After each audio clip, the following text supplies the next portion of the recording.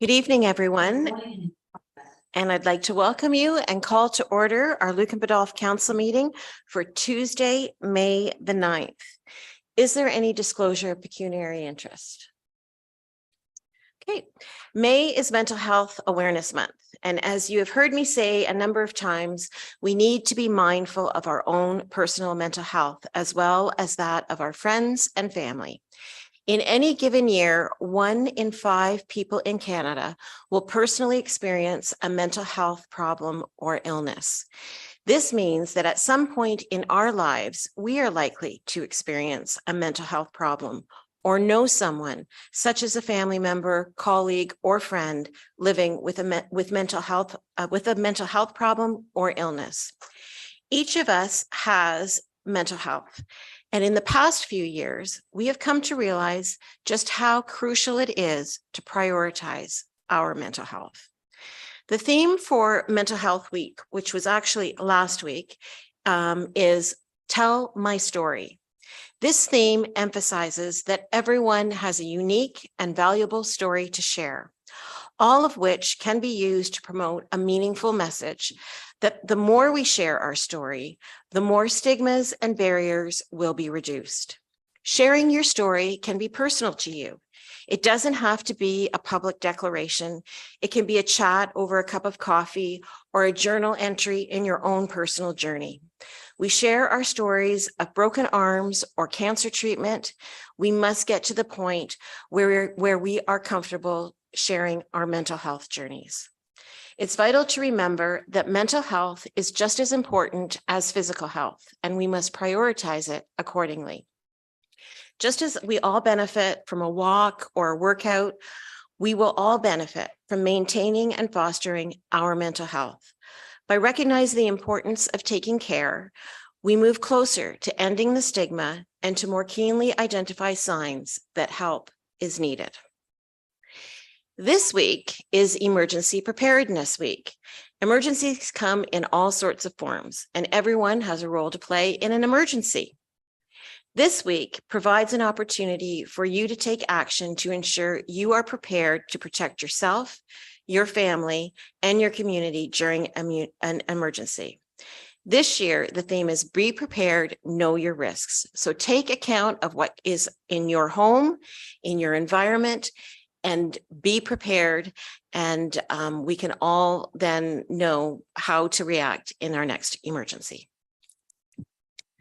So we don't have to go into closed session. We don't have a public meeting, but we do have a couple of delegations tonight. And for those of you that might be watching us live or back at your convenience, it's great, as I say, every time there's people in the gallery, but it is great to have people in the gallery and to be able to welcome people to this forum. So as I say, we've got 2 delegations this evening, and the first one is a presentation on roadside mowing. So there's 4 of you involved. We've got 2 chairs at the speaker's desk. So I don't know who's taking the lead, but while you get settled, I'm pleased to welcome Robin Gilholm, Steve Redmond, Emily DeGroot, and Tom Collins.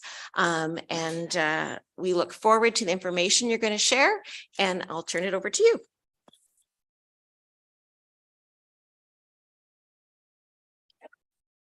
Red light is on. Okay. Thank you, Your Worship. We appreciate the opportunity and the time and the space to come in and speak on an issue that's kind of important to all of us. But what's interesting is none of us knew each other 2 months ago. So I have an interest because I'm starting to do more gardening, and I don't like cutting grass. So I'm interested in planting gardens and pollinator species. And I think I talked to Your Worship and someone else, and my Councillor Reagan, and some of you said, well, there's some other people you should meet. So, and then Robin Gilholm, who I hadn't known until we met on Observatory line, but it's kind of interesting. So we're what I call an organic group. So we're all residents or business owners in the community, and got together organically. And I'll I guess my name's Steve Redmond. So I live at 7 Fairview Place, which is 2 doors down from the fire chief, 100 meters from the OPP office, and 150 meters from the Lucan campus of the University of Tim Hortons, where I'm taking some classes. So I love the community, and I'm here to help, and I'll let Robin or whoever wants to go. Great. Hi, I'm Emily DeGroots. I live on Coursey Line and have for 25 years. This was my school before you took over, which is fine. Passionate about environmental conservation. We've actually worked at an international scale supporting conservation projects to scale, but realized that even working in the Netherlands, Spain, India, all over the world, it was my hometown that I wanted to participate also in helping to support pollinator habitats as well. So. I'm Tom Collins. I'm Emily's partner, and just to add to that, we're on Coursey Line on a farm. So we're in town. I'm Robin Gilholm. I have some property in Grant, and I actually live in London. My motivation is maybe a product of getting a little older. I just have noticed from my own experience, fewer and fewer insects, fewer birds. And it's quite concerning to me. So the whole there's a lot of initiatives going on. Even in London, when I walk to Tim Hortons, I walk by small pollinator partnership gardens. Some of them are no larger than 2 ping pong tables, but they're, you know, examples of people that are making an effort to bring about change. Tending their little gardens quite jealous. So it all kind of rolls together, and got involved with it, some brilliant people. So that's what brought us here. So maybe we need to say exactly what we're here and what we're looking for. We had a presentation. Is that able to be pulled up? Excellent.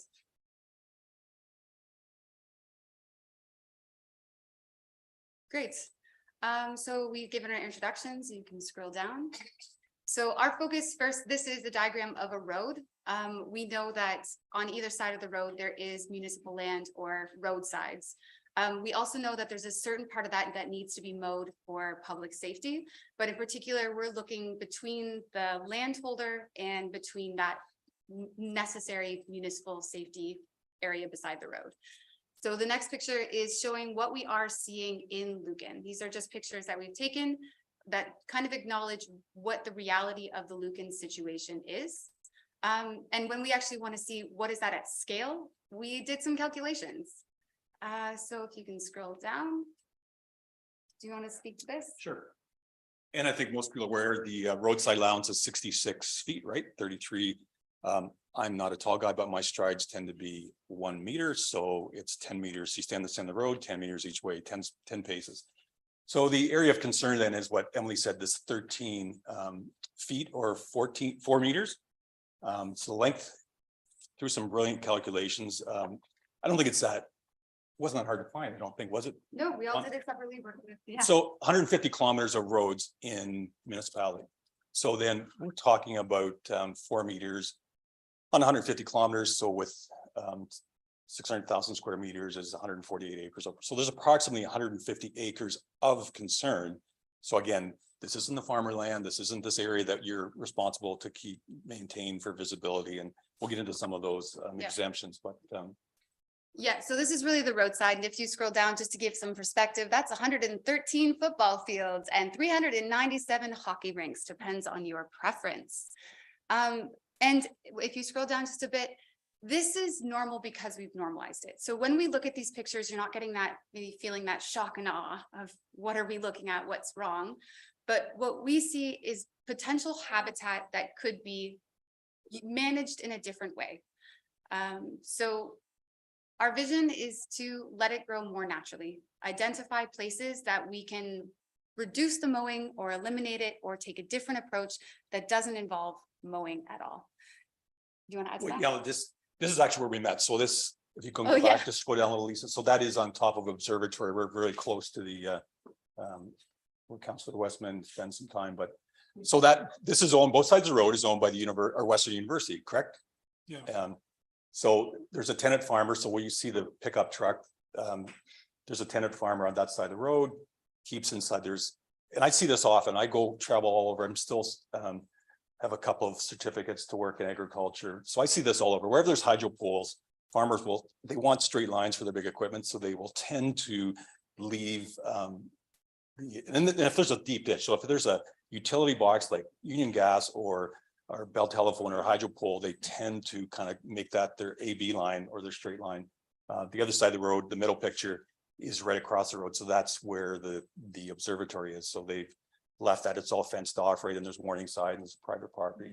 But to me, that's, some people might think that's ugly, but as Emily said, you know, what we've normalized is this beautiful golf course type. And again, we're sensitive to people, that's their normal, and we're asking for something different.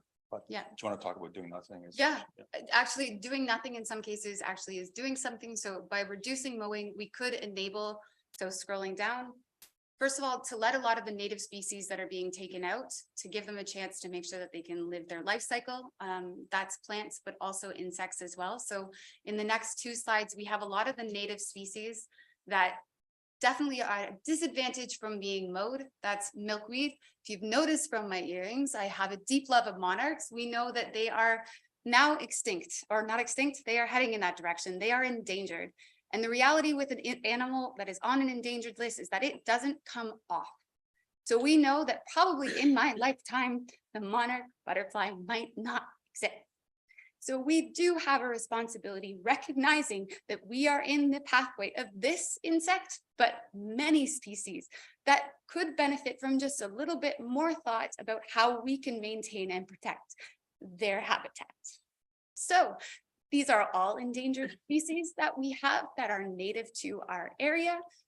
And orchid, didn't know we had that here. Voles as well as ground nesting birds. So scrolling down, this is specific to the monarch, but it's actually saying that we shouldn't be mowing certain areas between March 15th and I think September 15th. But do you want to speak to that? Well, yeah, this is from the Canadian Wildlife Federation, so this is online, and it's, to me, it's a little extreme, because if in theory to protect the pollinators piece or the butterfly habitat across Canada, they've got Canada broke up all these regions, and I'm slightly colorblind, but there are regions where they don't want you to mow until October. So from Yeah. May 1st to October. Can you imagine how that would go over?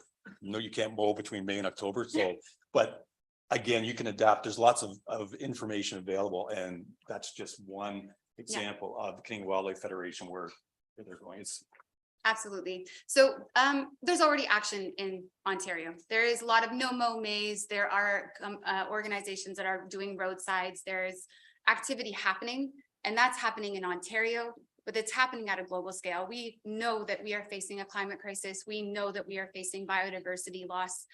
This is something that is our future. And I think Lucan is positioned very well to be to take lead, to take action in acknowledging what is possible here. So Robin actually, when we first met, gave a great example of something that's happening in Iowa. And I think it's a really great example of a farming community that we could take inspiration from, given that we are a farming community. So if you scroll down just a little bit, do you want to speak to that? Yeah, all I did was Google, I don't know what I Googled, something like ditch ban mowing or ditch mowing ban or so on. I can't recall. But immediately a link came up for Iowa. I think there was one for Northern Dakota, one for Minnesota.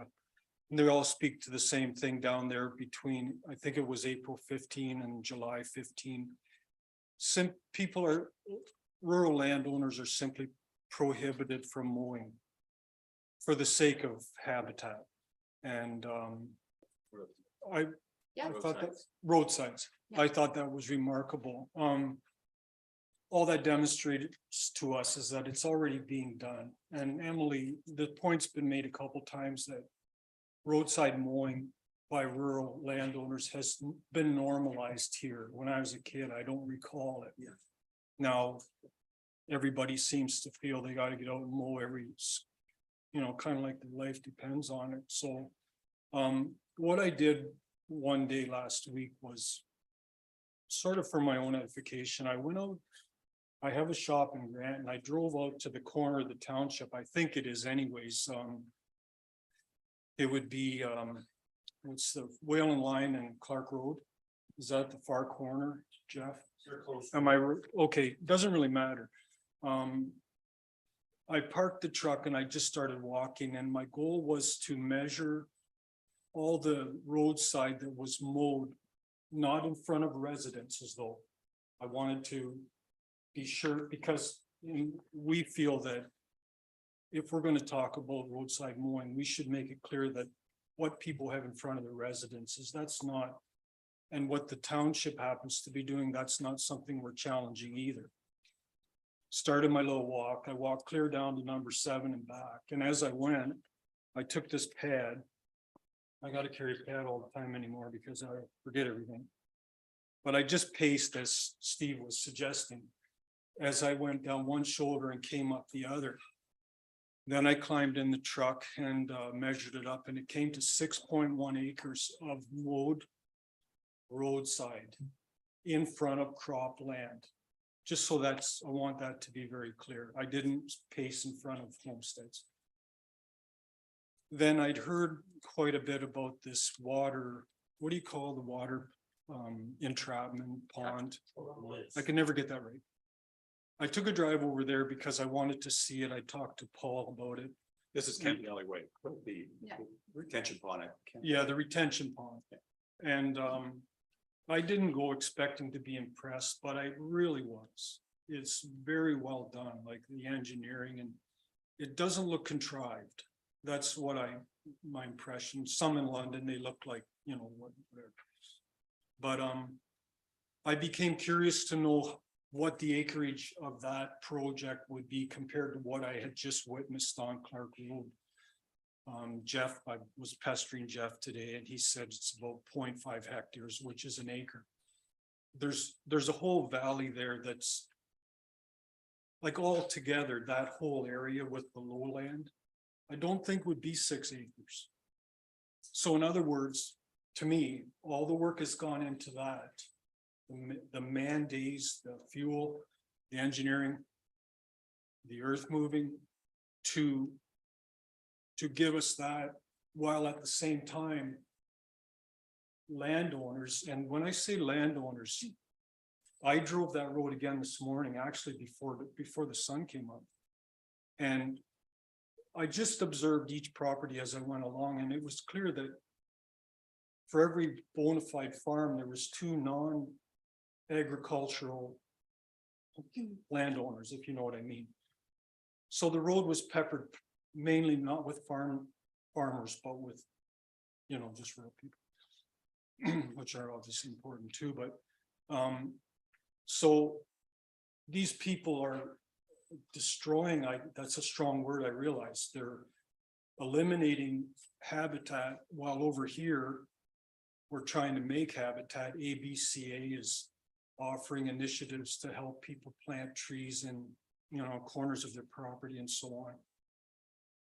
All these efforts like the pollinator partnership I mentioned before. And then like, I just see so much irony in the fact that so little is being done about this, all this mowing and carrying on, that I'm starting to repeat myself. But, I don't follow instructions well. I was supposed to, that's why I'm self-employed. No, I was supposed to say certain, follow certain track, and I don't know if I did it. beautiful. It's I okay, think, all I right. think I think it highlights Okay. what we can bring a close to this. But it highlights that we are all very different people coming together. We came to this in different ways. And we just see that Lucan has the potential to take initiative on it. So this is our plan, is first to identify test sites, see who is not mowing, see who's interested in not mowing, see where not mowing is happening, see where it is. Just make sure we have a good sense of reality. Document it. What species do we have here? What is going on? What is public reaction to this? Increase public awareness. We have ideas about having signs. People who are really wanting to participate in this say, yeah, actually, we're choosing not to mow. That's a choice we're doing. And then crafting policy in Lucan. We'd love to know how to do about that, who can support us in that, what's realistic. We have actually the Iowa policy is really inspirational. I think we can take a lot from that. It's based off of a farming community. I think we could base it off of that. And then replication initiatives. Let's scale this across Ontario. Let's scale across Canada. I'm going to say the world. I'm going to say, yeah, let's do across the world. Why can't it start here? Okay, Thank you. Well, Your worship, yeah. I'd like to yes. because it was whispered to me, so in the state of Iowa, and we want landowners to know this is not a ban on mowing, this is a delay in mowing. So really, we're asking landowners to delay till July 15th. And I asked Tom what the significance of July 15th is it allows the milkweed to flower the first generation of butterfly larvae, get the feed, then you can mow it. And Tom says there's potential for the milkweed to regrow and have a, so that's why the July 15th date was not just made up. And it's the same in Iowa. And again, it's not a ban on mowing. All those thousands of views we're going to have on this YouTube. It is, we want you to understand it's a delay in mowing, and it's cooperative. We want, and I know lots of farmers. I still have a certificate from the Ministry of Agriculture for doing nutrient management. I ran this by a bunch of my friends and I've already got the backlash. So I'm prepared. I'm wearing the can. I'm willing to take all the backlash because there will be, we're naive if we don't think we're going to get pushed back. So. Now I'm ready to win the hearts. I think, Steve, I think there will be people who will wave to me now too. I feel the same way. yeah. I have friends that, and I think if I was a farmer, I grew up a farm around 30 years. If I was 10 years younger and still farming, I would be one of the people mowing the roadside. But if someone pointed out to me that what I'm actually doing, I think I would think twice. And if I saw my neighbor stop mowing, I would, like, it would start to, just the way we have this status quo now where everybody feels they have to mow to be part of the whatever. I think it could soon reverse if, a few people, it would reach a critical mass. Thanks a lot. So thank you very much for your presentation. Certainly, I appreciate and can certainly feel the passion that the four of you have. And it is interesting how people become connected, and the fact that you didn't know each other a few months ago and you've come together, you need to be congratulated. Are there any questions or comments at this point from council? Councillor Regan? Thank you. Thank you. That I always like to talk to people who have passion. So thanks for saying that, Madam Mayor. So just a couple of things. When you talk about like a starting point, like I think it's important for people to know that we have started doing this. I've been there with the Scouts a couple of times, ABCA. We've been out in the mud planting a number of times at Campanelli. We were there, and then it was out behind the community center. So that is started. Yeah. Like there are a lot of people that started. I think people need to be aware of that. And then the other thing was just about sorry, I just kind of lost my train of thought. So anyway, yeah, you can come back to me maybe. I forgot what I was going to ask. So Okay. Any other comments? Councillor Westman?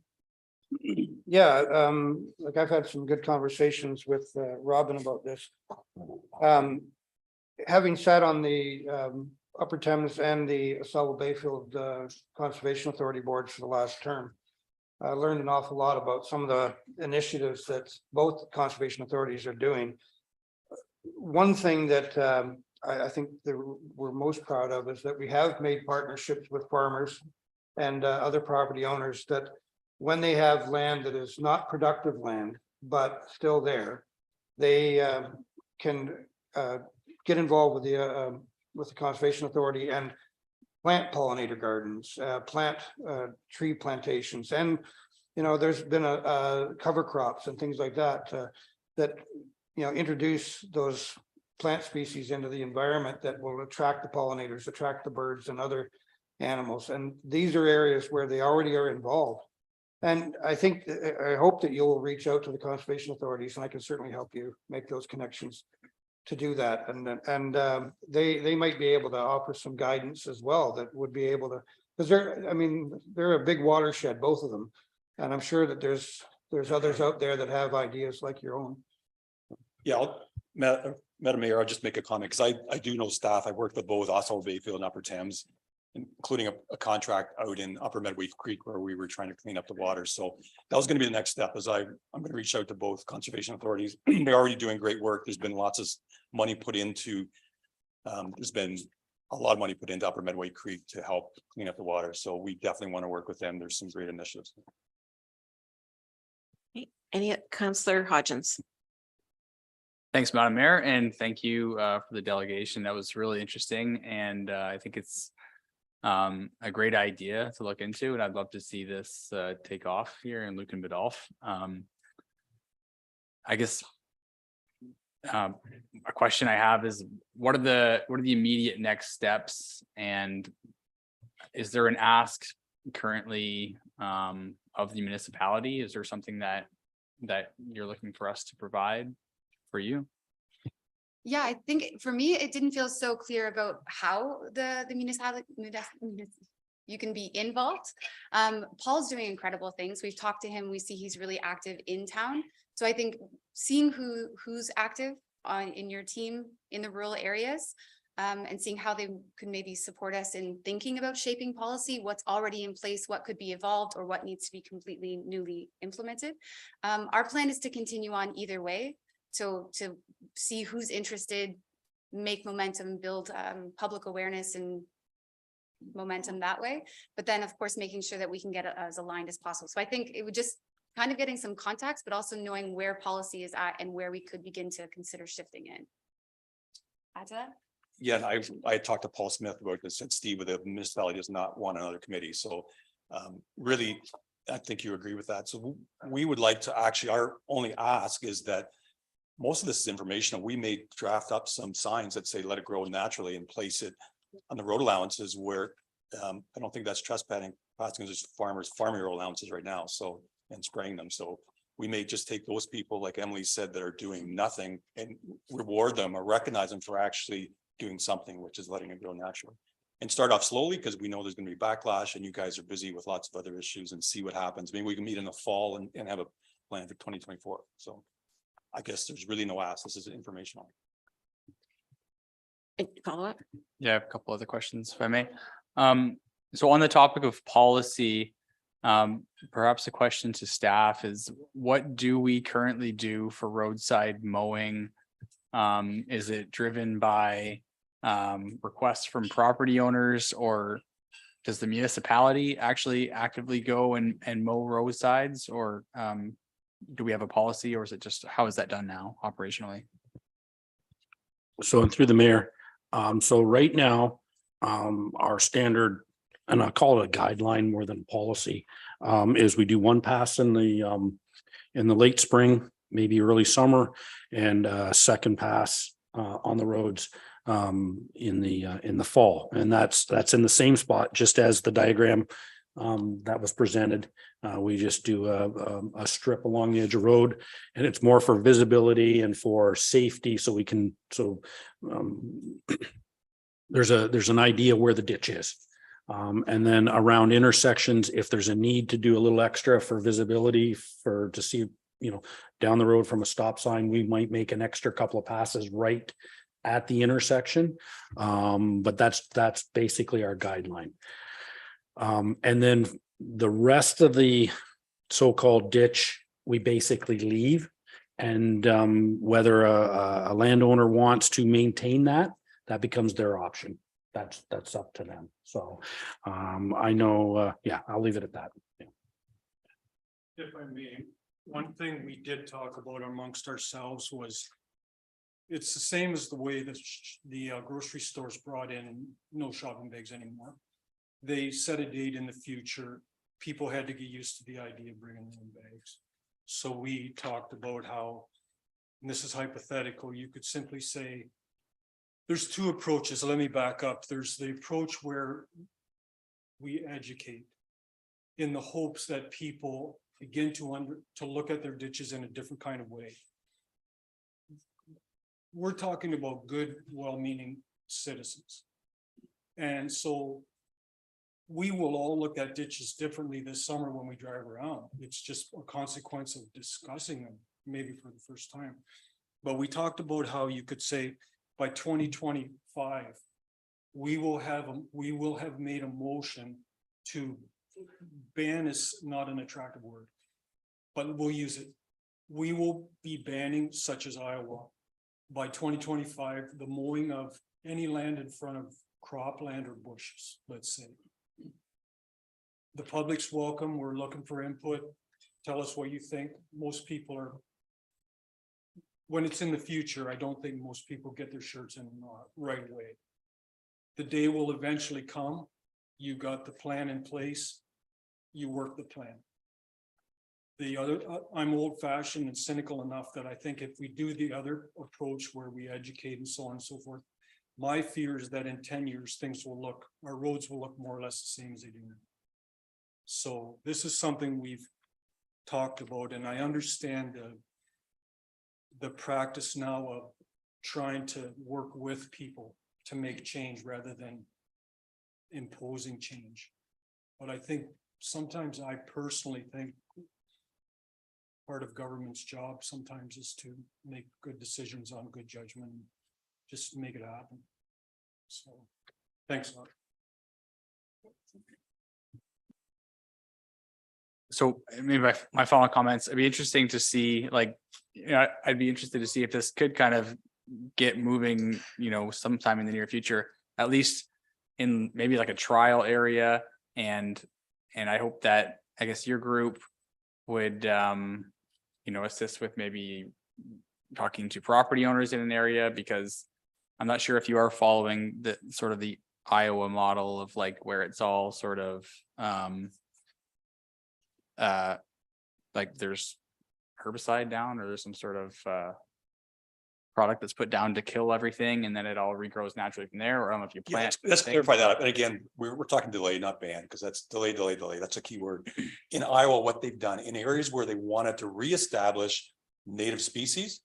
And I found this kind of shocking, but they actually had permission. Well, Iowa was allowing them to do it. So they killed the existing vegetation with glyphosate, which shocked me, to get rid of those perennial grasses that are so hard to get anything else established. And again, I was shocked by that, but that's what they did. They killed the existing grasses with vegetation, and a lot of those were invasive species, I assume, and then replanted. And that was their decision to make sure those native species in those controlled areas.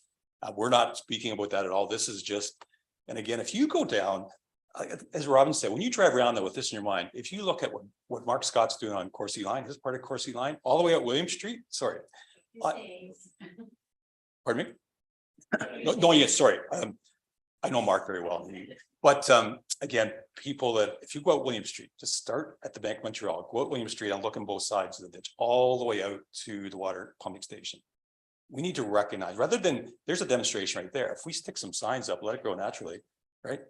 We're already recognizing. So that's, to me, we already got enough in the township that people that are either not doing anything or choosing to spend their money on other resources other than fuel.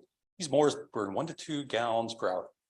We can get into a lot of math. Like, if we're talking about fossil fuel price, like, why are you spending your time and your fuel? So anyhow, we don't really need a huge demo. That's why we've talked. There's so much out there already. Let's recognize that those people are already doing something. And it doesn't have to be, we're not planning on planting. Pollinator species, the native species are difficult to establish. And we already have them there. I counted this morning. I was over in North Middlesex. I counted 5 or 6 species that are growing naturally. So all we're doing is asking them to, Teasel's the tall one that's called Teasel. So that's a species. It's already growing. Milkweed is everywhere. And so I hope that, and it counts for the Hodgins. I hope that. Yeah. You could, Councillor Yeah, no, Hodgins? thank you very much. Okay. Yeah, I'm interested to, I guess, see where it goes. I hope to hear more about this in the future. Thank you. And you're good now, Councillor Regan? Okay. So just a couple things. I think, I think you've got great traction, and we're certainly anxious to watch you kind of take off. I think all of us will probably have some conversations with our staff as to maybe what else we can be doing in other areas that maybe when you look at the work that's been done at the stormwater pond in Ridge Crossing, how could we maybe replicate that somewhere else? Like, I think that there are conversations that we can have as a council and staff.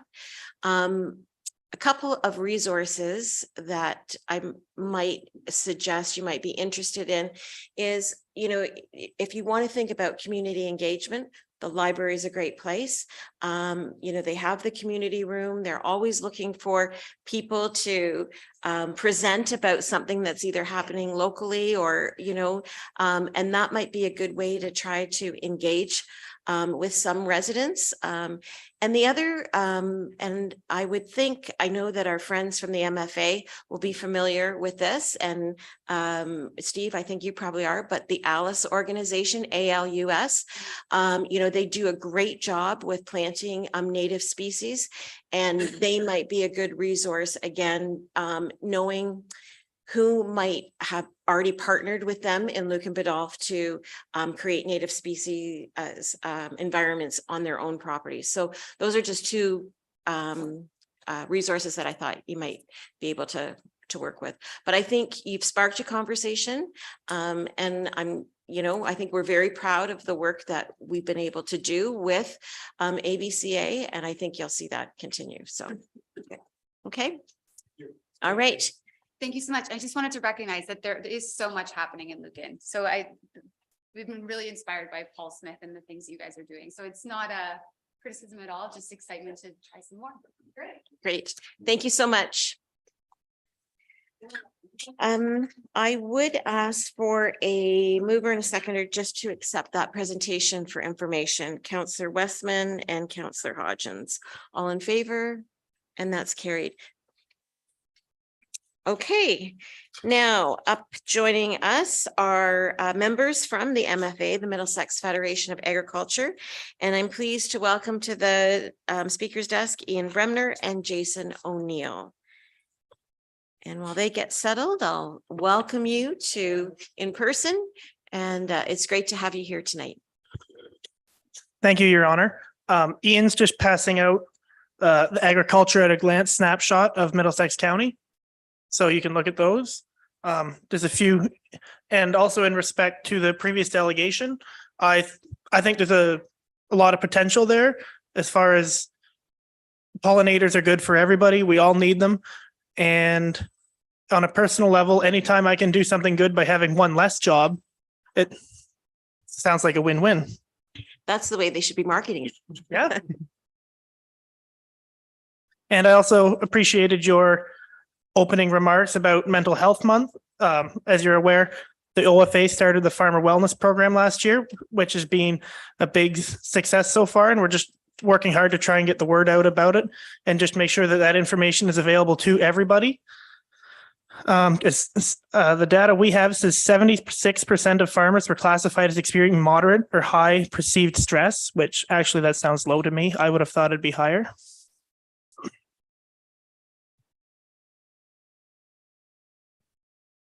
One of the main concerns for agriculture these days is land preservation.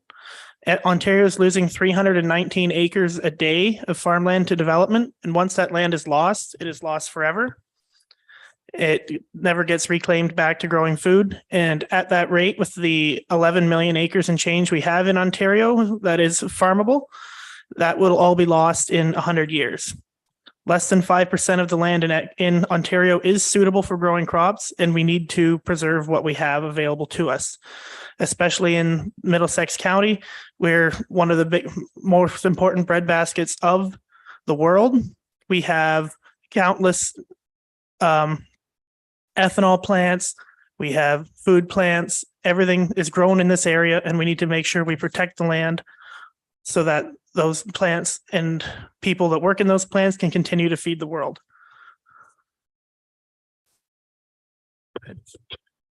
And our big theme has been on land preservation, and it just got a little tougher this last couple of weeks with the new policy that I'm not sure it was thought out real well, and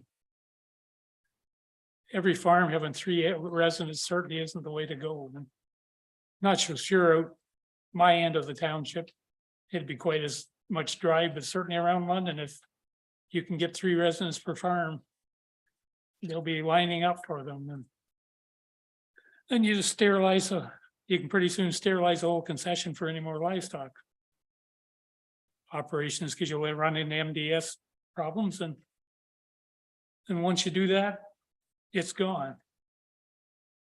I just was reading today about Woodstock wants to expand, and they're going to move into the countryside. And the quote was, well, in the short term, we have to use agricultural land, but where their long term was, I'm not sure, because once a house is on a property, it's not going back to farm. So I've been on your side of the table and know growth is important, but we need to really think about how we're going to grow. Is it all quarter-acre lots and individual farm or family houses, or is it more intensive? Now you guys are starting to do a little better job, but still the tendency is to build a traditional subdivision, and we maybe can't afford that. And the government's position is, well, the farmers have always grown more. We can handle less land. There was also a feeling for a long time we could always produce food cheaper. Well, in this last couple of years, we found out we can't. And everybody is paying the price for that. So say we hate to harp on one subject, but it's hard not to.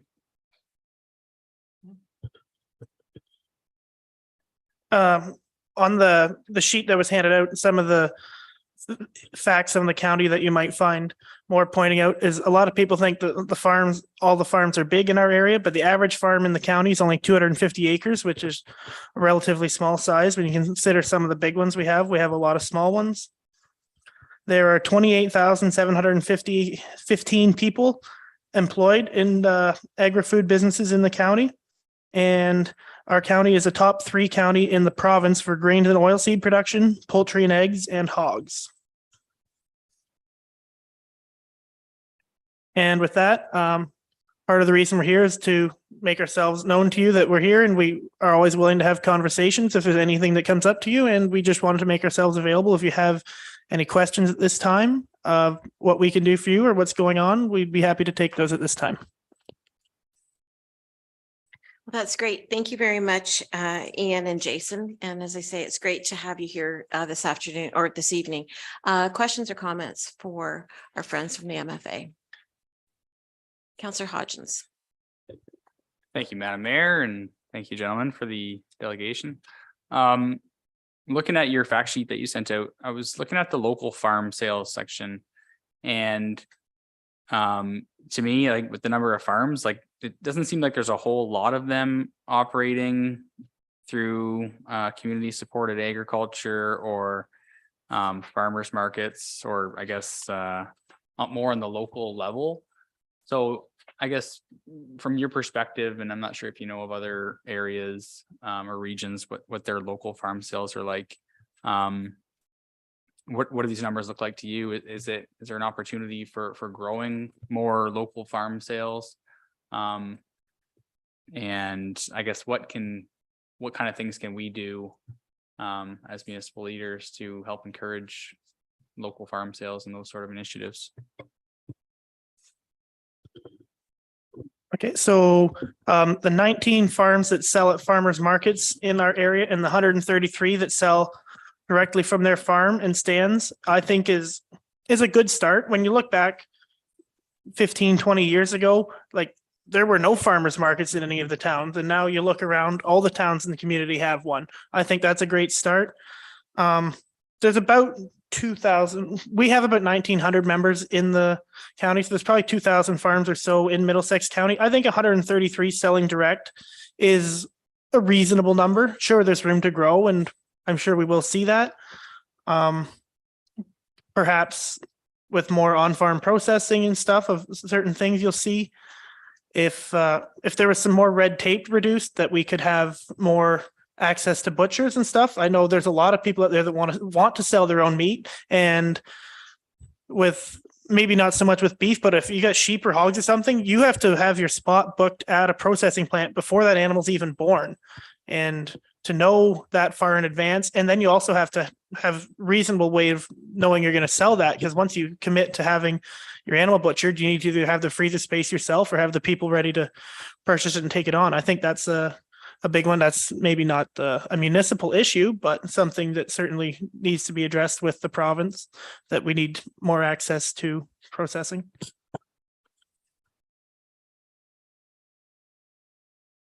No follow-up on that one, but maybe I'll allow other councillors to jump in. Councillor Westman and then Councillor Reagan. Yeah, I couldn't agree more. We do have people in the community that want to be able to do small batch like poultry slaughter or even butchering their own livestock for their own consumption is difficult, because you've got fewer and fewer local abattoirs that can manage that. We had a wonderful one in our community years ago that has gone because provincial regulations made it cost prohibitive for them to be able to continue. And those are problems that I think, it'd be very difficult to find ready solutions for them. I do know a lot of people that, you know, will grow a few hundred chickens to be able to sell for, you know, the free range meat type of product. And they struggle, like you said, to schedule for when they can get their, and that's a very narrow window. Once they're to wait, it's a very narrow window that you can get them in. And getting them in is very difficult. Now, there are local businesses that are striving to be able to meet that need, but it's few and far between, right? So I wish we could do more to help that.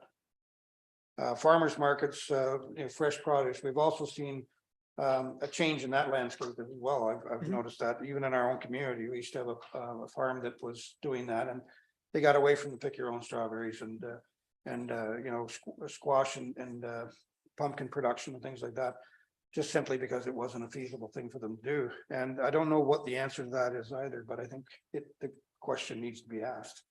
So we can at least find some local solutions, because I guarantee you there's a lot of people in this community would love to have, you know, fresh, naturally grown, good products here just available for their own families to consume. So, yep. All right, thanks. That's all I got. Madam Mayor. So I'm thinking about the future and people's grandchildren, and I'm seeing the number 319 acres a day, and in 100 years it's gone. And I've got to ask the question, like, where's the check and balance on that? I know we have to grow, but that's really concerning, because when you say 100 years, we know it's going to be 50, honestly, because everything's exponential. So I mean, if you think about 319 acres a day, and I get there has to be growth, I understand that, but I'm just concerned that I haven't heard anything about checks or balances about, like, I guess, when do you say whoa? Because at some point you can't grow corn or whatever, you know what I'm saying? So anyway, so I don't expect an answer. I'm just a comment, but I'm just thinking it's concerning that kind of shocks me, actually, that just, you know, 100 years it's gone, and what do you do after that?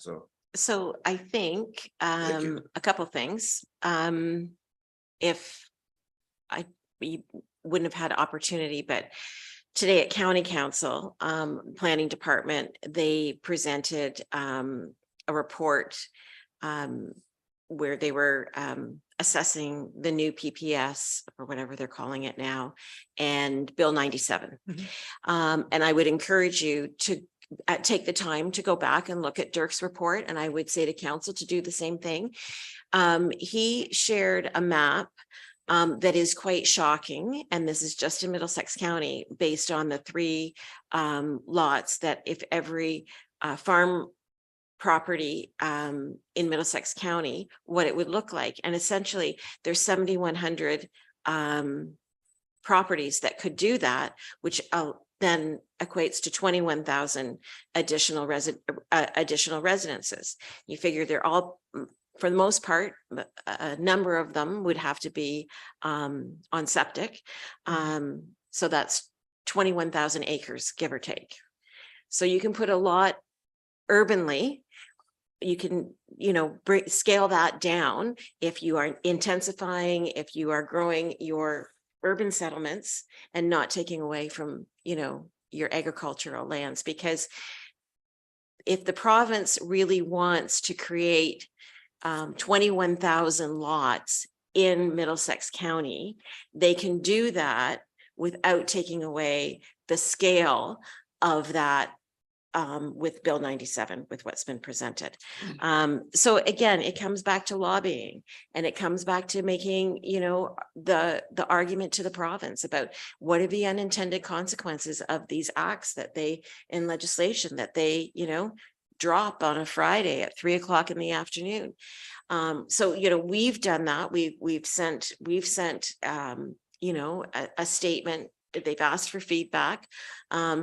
Surprisingly, this is one piece of legislation actually that they have delayed passing, that they have asked for feedback on. So we'll see what happens. But I guess I would say, I know that the OFA is taking a stand on that. Are you piggybacking on their statements, or is, you know, from a Middlesex perspective, are you as well? Have you sent in feedback to the province on this? We haven't yet, but we certainly intend to. 21,000 lots in the county would be about 4% of the farmland gone in one swoop. We can do a lot more efficiently. We can, if we were to take 21,000 acres out of production, we could build a lot more than 21,000 residences if we planned and did it intensely and in the right areas. That, and realistically, that many homes, I'll probably, yourself, should be serviced. We can't have 21,000 more septic systems all put in Middlesex County and then the same number in Huron County and Lambton and Oxford, et cetera. It's poor planning.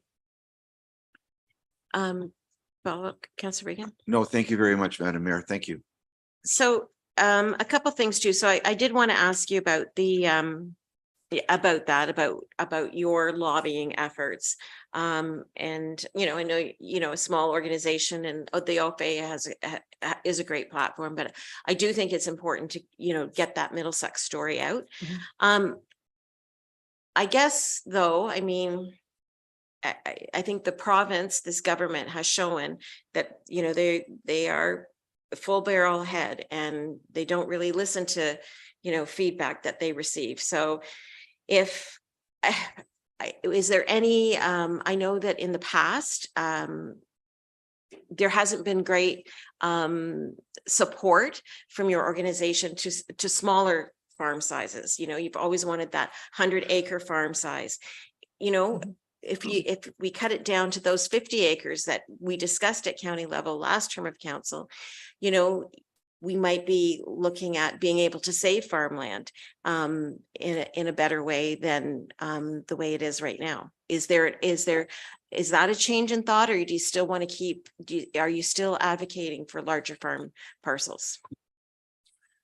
If you had a 100-acre farm and cut it into 250s now, each of those 50-acre farms would be able to build 3 residential areas based on Bill 97. So I don't see how that would help preserve farmland.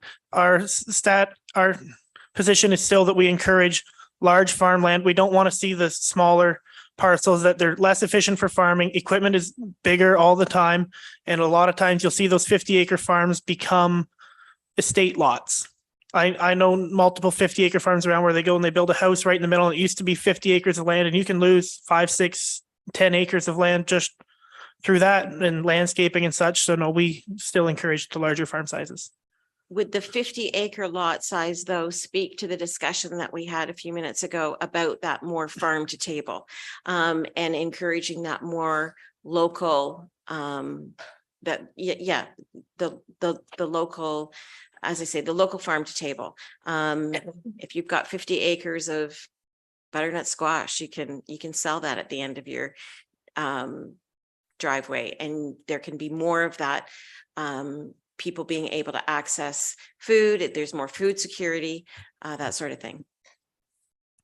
You want to It's a good theory, but in practice, the large farmer, if he wants, he'll still buy that 50 acres. So it's not going to allow many smaller farmers to get started. And there's a few specialty crops you could grow on a small acreage, but they're not the driving force for agriculture. Is cash crops, livestock, and fruit and vegetables comes near the end, especially a lot of Middlesex isn't especially land for growing apples, cherries, whatever. So the theory is good, but in practice, I'm not sure it's going to let a whole lot of small farmers started. Right. Probably the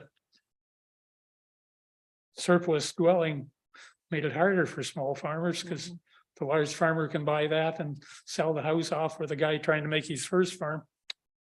He's competing, he's 200 or 300,000 behind the large producers. So, but that's a battle that's lost.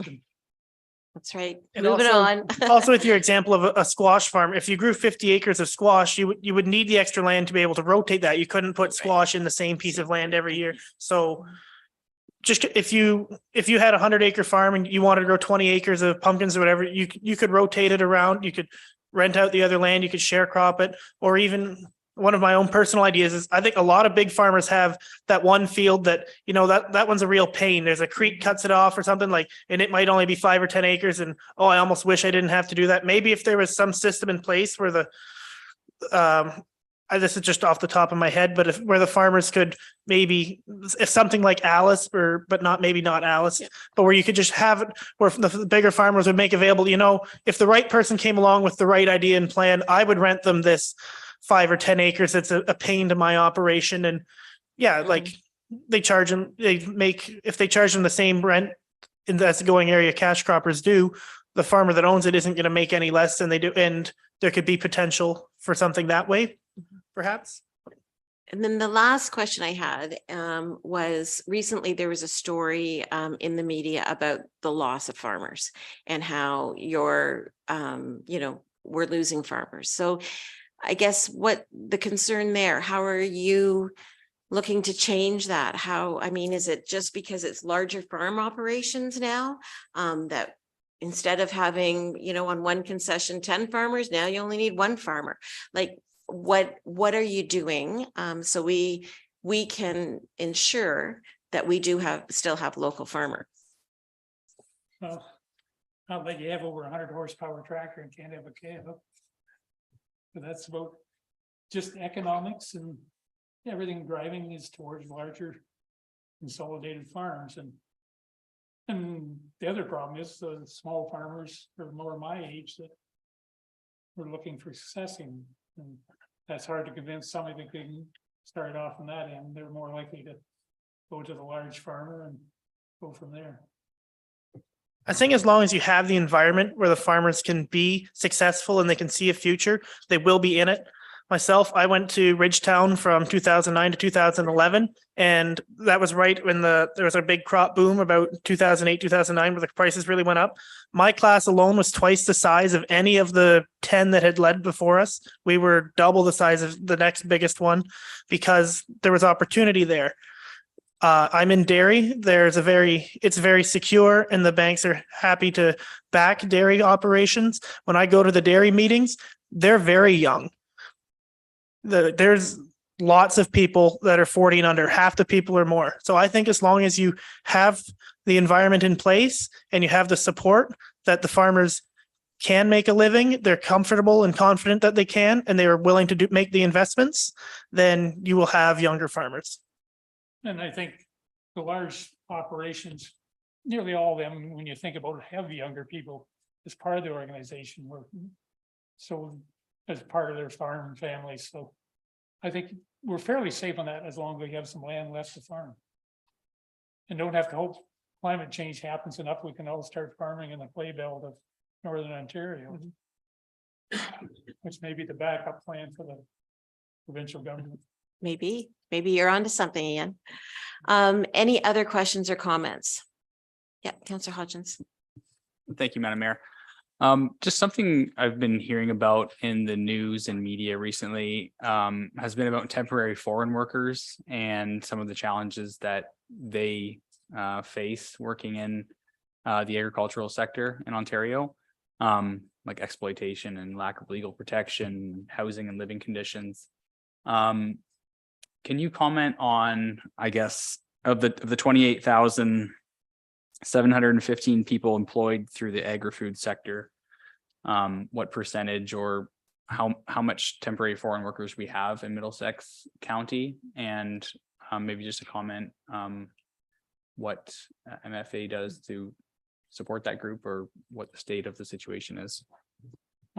Two of my brothers actually work for an apple operation that have to bring in a few Mexican temporary workers, and they just assumed not, but they tried, and you just couldn't count on local help to come, and that's, like I say, if they had their druthers, they'd rather have all local, but it just doesn't work. And now we're starting to get the trend where the large livestock farmers are starting to bring in help too, to keep their organizations going, and they treat their people good, because if somebody's unhappy, they're usually not a good worker, or try to treat them well. I know with the orchard. I think in Middlesex County, the number's fairly low as far as temporary foreign workers. There are some in the apple industry, a few of the larger livestock farms, but for that, you more so see that in the vegetable growing counties like Norfolk or Essex and such. I don't think it's too large here. As far as I know, anyone I know that has temporary foreign workers, they treat them well. They treat them like family. Many of the Apple operations around here have the same people have come back for 20 years plus.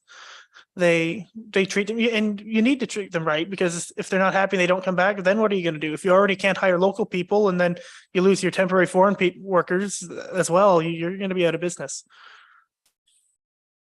Thank you. Okay, one last call for comments or questions. Okay, all right. Well, thank you very much for joining us this evening, Ian and Thank you. Jason. It was great to see you in person, and we certainly appreciate the information. Can I get a mover and a seconder to accept their report for information, please? Councillor Regan and Councillor Hodgins, all in favor? Carried. We have one set of minutes in front of us, and those are from April 25th. And if nothing has to be amended or corrected, I would ask for a mover and a seconder to approve those minutes as circulated. Councillor Regan and Councillor Hodgins, all in favor? Carried. Business arising from the minutes. Councillor Regan. There is one item that I would just like to get just a question on with respect to traffic calming measures. It's something that we had discussed the last few meetings. We've had some research done on it. I'm just wondering, just going, if I may ask Jeff, when we can expect a report on that, so we could move forward. I think with summer coming, I think it's something we've discussed. I think it's something that's very important. And I think it's something that we need to move forward on. So I'm just wondering when we could see a sort of a final report, please.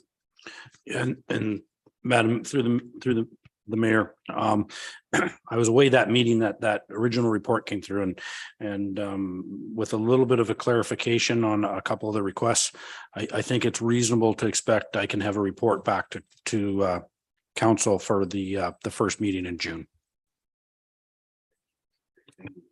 Thank you very much. Thank you, Madam Mayor. Thanks, Jeff. That's great. Thank you for that, Jeff. Councillor Regan, was there anything else on business arising that we wanted to speak to, or anything that wanted to be added? Okay, then we will move on to correspondence. And there was one letter that was received with regards to a request for a noise exemption request. And I'm just trying to find it here.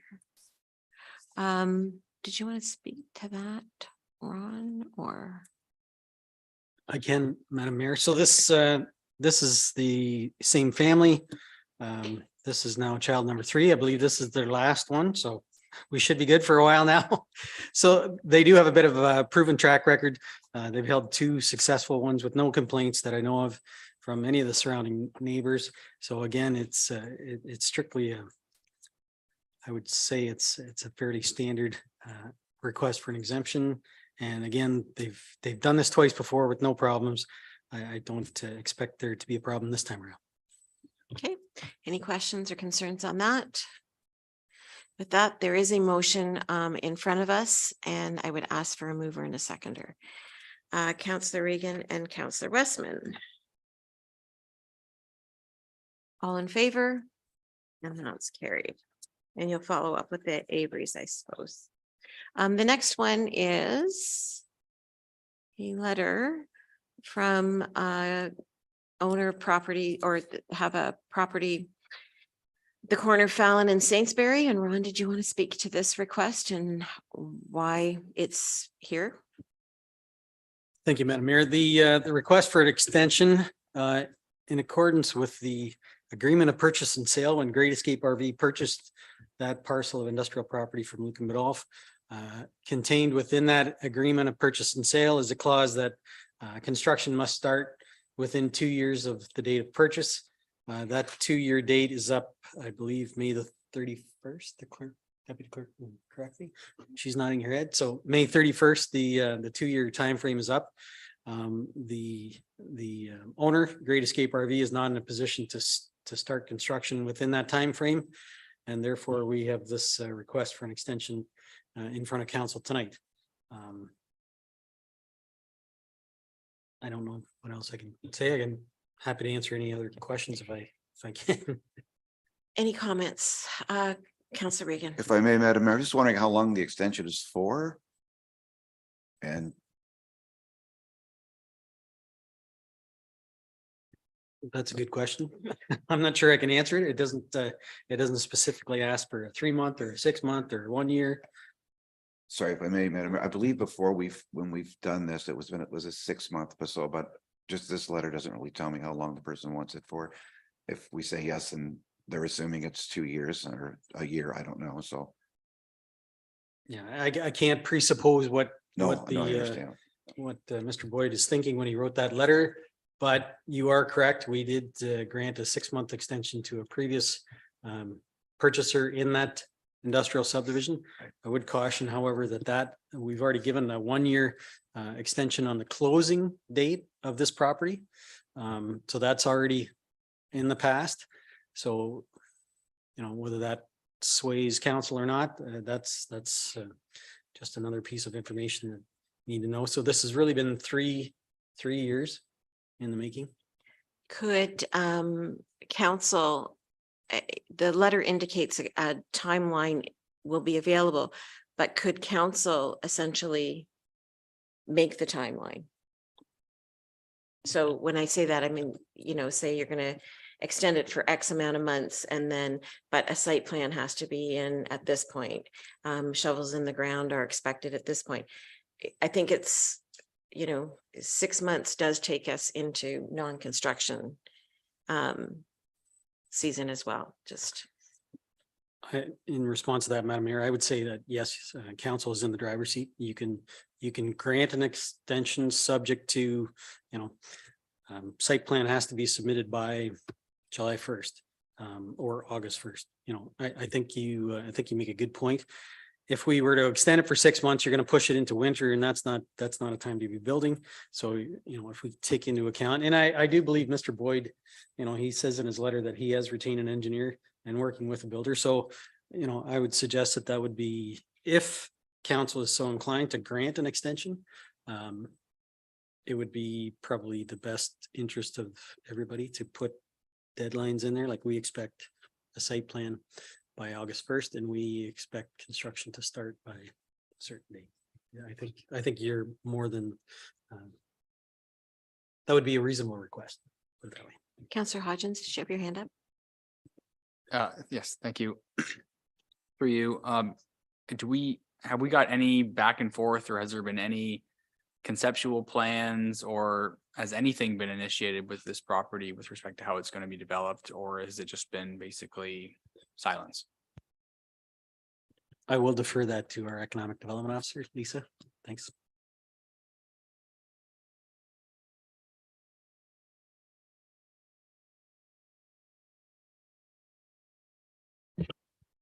Thank you. Through you, Madam Mayor. Yes, we have met with Mr. Boyd a few times regarding this property and have had numerous conversations about what his plans are. There's drawings that actually have been done. He has a plan in place. He's just waiting for the engineer to kind of move forward with those plans. But yeah, he is, like I said, everything he has pretty much ready to go. He's just kind of waiting for that engineer, that last thing to happen. It's just a comment.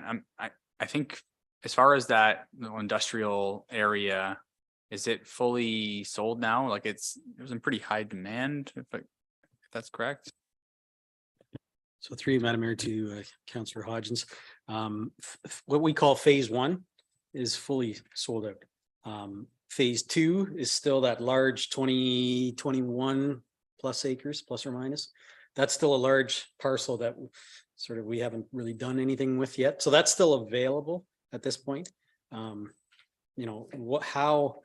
How council decides to sort of whether they want to divide that up into smaller parcels, or do they want to sell it to one large industrial developer that might come along. That's a question. It also takes a bit of timing, because if we do want to subdivide that, we all know what it cost to do Heenan Court, and that it was not cheap. So those, I think those decisions are yet to be made. Is there a demand for the property? I would say there is demand for smaller parcels. So this is the largest parcel contained within phase one. Yeah, I don't know that there'd be, yeah, I can't sit here and say, yeah, there'd be 3 people interested. I don't know. But there'd be people interested in much smaller lots, like an acre to an acre and a half. But this one is quite a bit larger than that. So, and again, just to reiterate, the goals from Luke and Badolf in the development of this industrial park was to create industrial assessment, employment, et cetera. So that, you know, that's still our hope. And that's still the aim of what we're trying to do with those lands. Okay, thank you. Any other comments? So we do have a request. I mean, I don't know, and whether you put it back on staff. I think maybe we do have one more meeting where a more formal either timeline from the owner can come from, or I think that there is an appetite maybe from council that we do set out. Like I would like to see that set out expectations. And I think we have in the past granted extensions. I wouldn't want to look for any more than what we've offered in the past. And I certainly would like to see expectations as to when a site plan should happen, when we can expect shovels in the ground. At the very minimum. So I don't know whether it can put it back on council or can't put on staff, or should we think about it and defer the decision to the 23rd? Madam Mayor, what I was going to suggest was basically council defer decision on this pending further discussions with the owner, Mr. Boyd, because quite possibly, if I don't think we know, and Lisa can correct me if I'm wrong. I don't think we know how far he is through that system. For all we know, he could be ready to come to the end of June meeting with the site plan. I don't know that. So if we were to make a decision today to say whether it's 3 months or 6 months, that might be more than what he's asking for. It's hard to know that. So maybe at this point, we can just defer a decision pending Lisa going back to Mr. Boyd and say, look, we really want to get this thing going. We're concerned about winter construction months. You know, if we had put something in there that we give you 3 months, so it's June, July, and August. So by the end of August, you are construction ready. You're going, shovels in the ground, whether that would be feasible. I don't know. That would allow us a bit. 2 weeks is probably not going to make a difference here or there. So.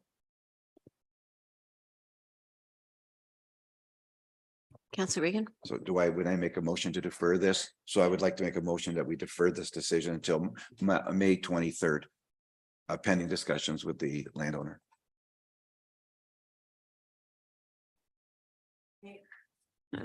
Okay, so that was moved by Councillor Regan Yes. to the next council meeting, right? A seconder for that, Councillor Westman.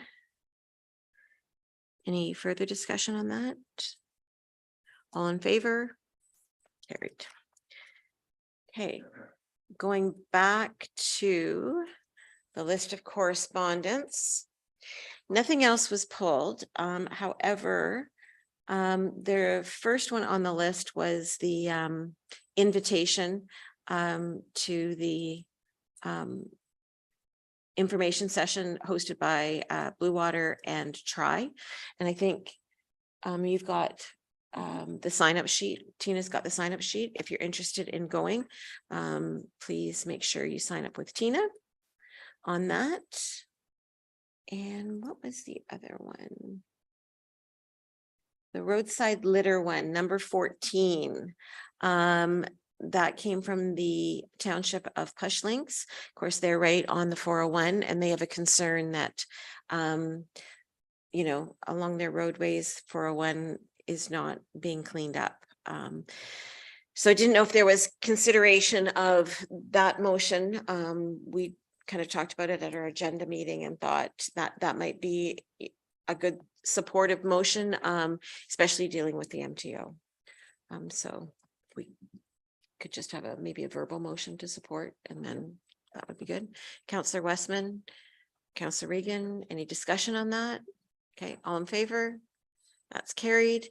And then were there any other items that council wanted to speak to? Counselor Westman. Yeah, I don't know if everybody read the letter from the Minister of Natural Resources regarding the gypsy moth. Or spongy moth, I guess. It's more commonly known as the gypsy moth. Now, I've been tracking this pretty closely for the last few years because it's of interest to me, but the numbers are declining, but we're not out of the woods yet, literally. So I know of areas around our community, and I've been personally witness to areas in North Middlesex where the gypsy moths got carried away, and there was significant infestation in some private woodlots.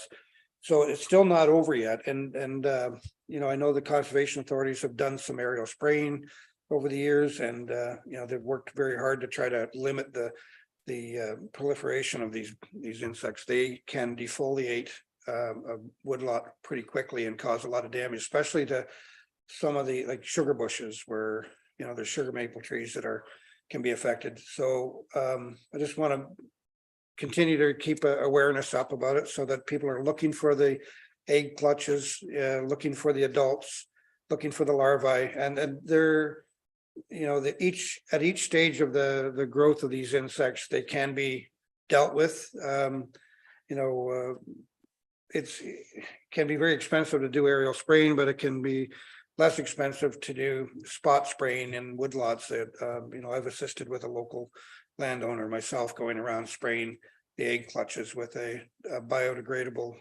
natural substance, using light turpentine and vegetable oil, spraying the egg clutches, which kills them. Every egg clutch contains anywhere from 500 to 1,000 eggs in a 1 square centimeter spot. That means potentially 1,000 larvae could hatch out, and 1,000 adults could enter the woodlot. So every one of those things that you spray and take care of, you eliminate 1,000 potential adults. And that's through all these initiatives, that's how these numbers have declined. So I would hope that local people would keep an eye out for them and do what they can to knock them down. Thank you. Thank you for that, Alex. Were there any other items that council wanted to speak to? Okay, then if I can get a mover and a seconder to receive those items of correspondence for information. Councillor Hodgins and Councillor Westman. All in favor? Carried. On to committee reports. Nothing from Blue Water. Anything from CEDC? Madam Mayor, our next meeting is going to be May 31st at 6:30, and I'll report back to council June 6th. I don't have a Lake Huron report. However, Jeff and Ron and I went up to the plant on Friday, and we participated in the tour that they offered, and it really was incredibly interesting. I have been on the board since 2010, and this was the first time that I was able to actually have my calendar free to go on a tour. And if they offer it again, I would really encourage you to go. It is, did you get up? Because I know it really is, you know, something to say. I don't even know how to describe it. I think we kept saying over and over again, like 80% of that plant was built in the 60s, and the technology that went in the 60s, still using it today and still building on that.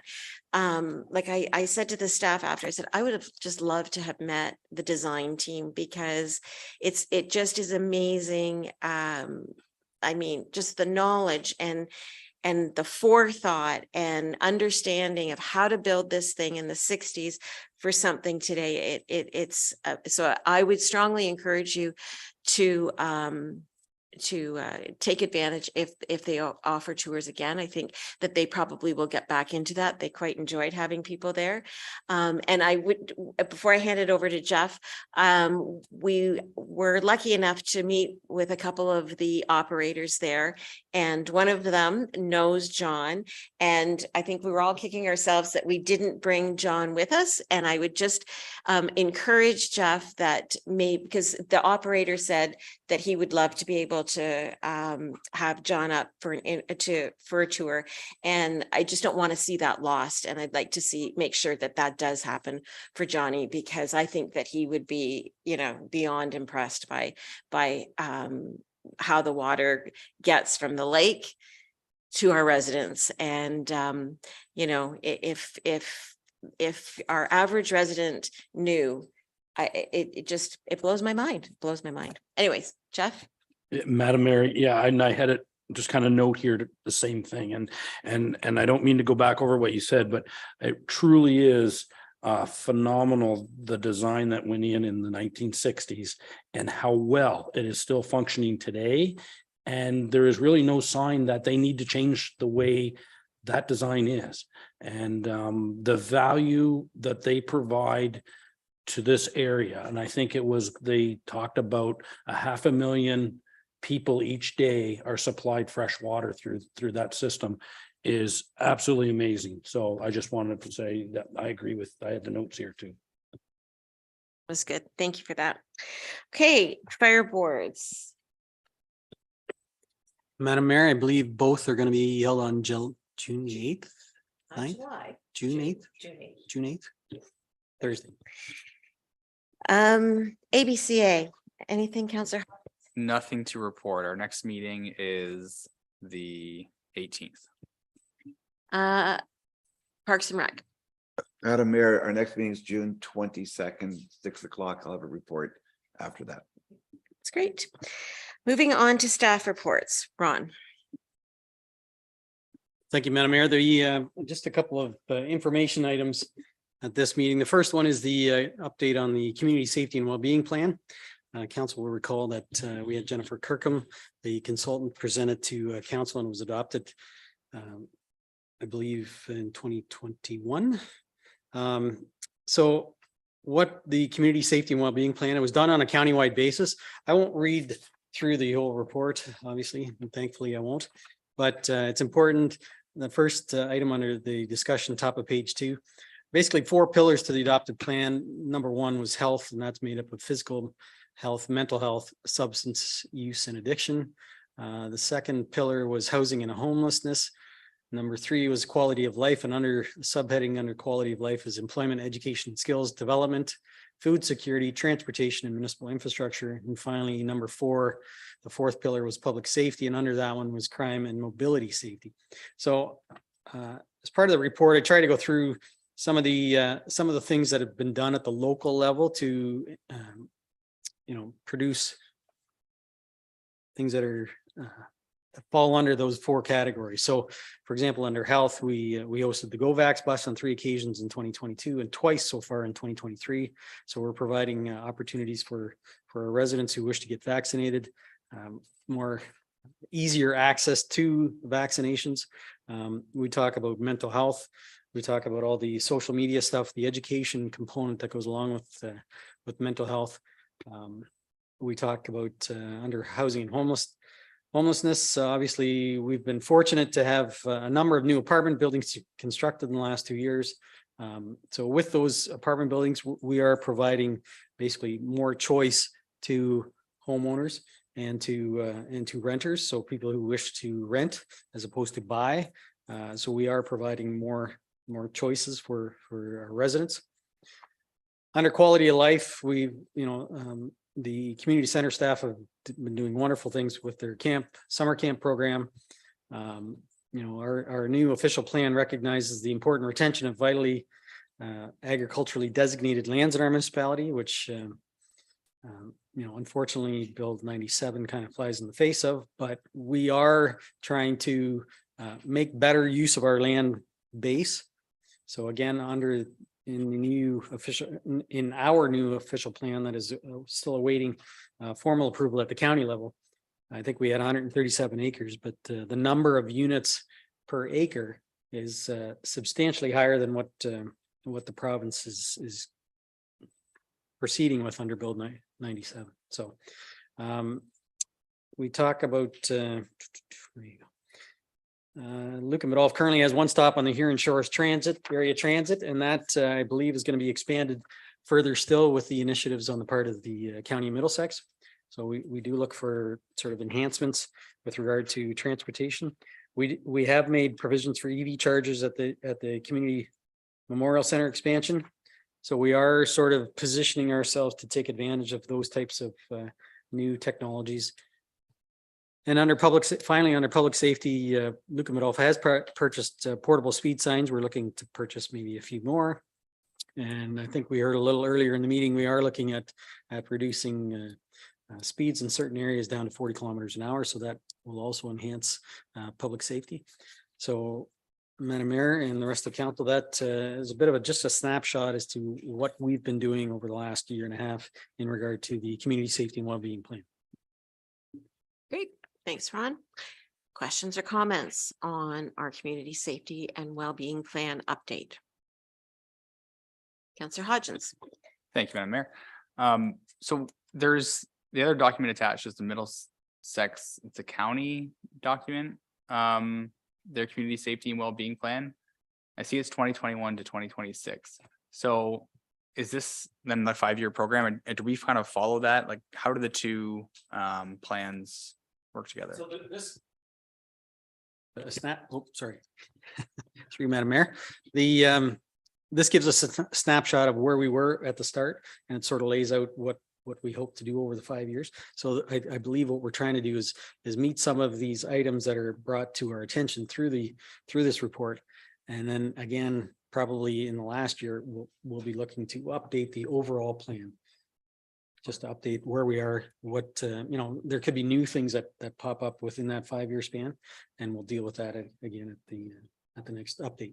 So I think it's important to remember, so while each community has to have their own community safety and well-being plan, the communities within Middlesex got together and did it collectively, as opposed to having 8 different community safety and well-being plans. And then I think within that, you can personalize, because maybe there's something more appropriate happening in Lucan Biddulph that really wouldn't affect Thames Center sort of thing. And so just one comment, I guess, kind of looking forward, it might be good to, I guess, collect some data along the way, and maybe like have some analysis on that of like how the effectiveness of the initiatives that we're doing, and how effective they are in improving the community safety and well-being. Just might be helpful information to know, assess the impact of the plan, and whether any adjustments are needed to achieve the goals. But no, it's looks like there's a lot going on, so it's great to see. Thank you. I know at the county level, like for some of them, because some of them obviously are at the service delivery, not at the local level, but especially when it comes to the homelessness initiatives, obviously the more health related, they do get together, with different community groups, policing, mental health, all of that sort of thing. And I think that they're looking to maybe collect data to go, like essentially it was that table that helped bring a lot of these recommendations to formulate the plan. So a lot of that data they can be collecting. And that's my understanding of how that's going to happen, is working with the community partners, because a lot of this work in there is not necessarily what municipalities actually are actually doing. It's more that community partner service deliveries, right? And one thing I did want to mention was, to thank the county for sort of taking the lead on this, because again, like the mayor said, to do every lower tier municipality to have to do their own on their own just simply didn't make sense. So, through Jennifer Kirkness's assistance, this is a good cooperative effort for sure. Any other questions or comments? Okay, then we do have a motion to accept that report for information. Can I get a mover and a seconder, please? Councillor Regan and Councillor Hodgins. All in favor? Carried. Thank you, Madam Mayor. The second report before council tonight is just a bit of an update on procurement, and this is sort of a work in progress. I do believe I state in the report, we actually have a meeting. When I say we, I mean the myself and the senior managers have a meeting tomorrow with the county treasurer, director of finance, as well as our treasurer and public works manager, to talk about the new position that was created at the county, director of procurement, I think is the title of that new position. And we will be talking to them tomorrow about how they can help us. Obviously, we're always looking for ways to do business better. If they can help us with things like tender documents, RFPs, that type of assistance would be greatly accepted, a great help to us and save us time and hopefully get better prices. So we're always, like I said, we're always looking for better ways to do things. So the report before council tonight is really just a bit of a refresher as to what our existing policy is. You'll notice at the bottom of the first page there, the policy outlines roles and responsibilities as well as the procedures surrounding procurement. Department managers have authorization to purchase goods and services under the $20,000 level. Goods and services between 20 and 50 require at least 3 quotes. Goods and services in excess of 50,000 require a formal tendering process. Now, I don't want to leave council with the impression that anything under 20,000, we just go to the first price. We do preach around here. We want everybody to act as if this is your own household budget. If you were doing it, what would you do? So if you're doing carpet or flooring or whatever, you're still going to want to feel comfortable, because again, as a manager, we have to be able to defend what we've done. So even though, a lot of things that are under 20,000, we will, in most cases, try and get appropriate pricing. So we feel comfortable bringing a report to council. So some of the other items on there, this is on the second page, they talk about exemptions. The purchasing methods described in procurement policy do not apply to the following goods and services, and there's a whole list in there, not the least of which is consulting fees with respect to employee matters, utilities, damage claims, insurance premium payments, rental lease payments, debenture payments, employee benefits. There's a whole list. Now, that doesn't mean that we still don't go out for things like employee benefits. We've gone out before for employee benefits, for example.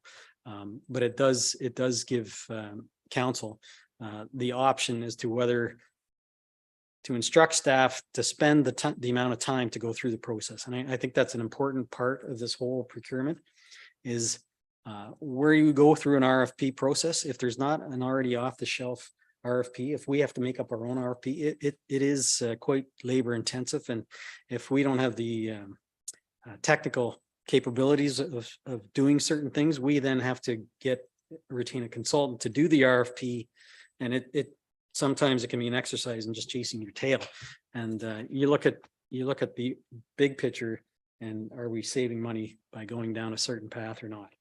And again, at the end of the day, a former mayor always used to tell me, if it's the right thing, you should be able to stand in front of a crowd of people and defend what you did. If you can't, or if you feel nervous about doing that, you shouldn't do that. So at the end of the day, we, I think we, as senior managers, we represent the municipality well, and we try and get the best bang for our buck.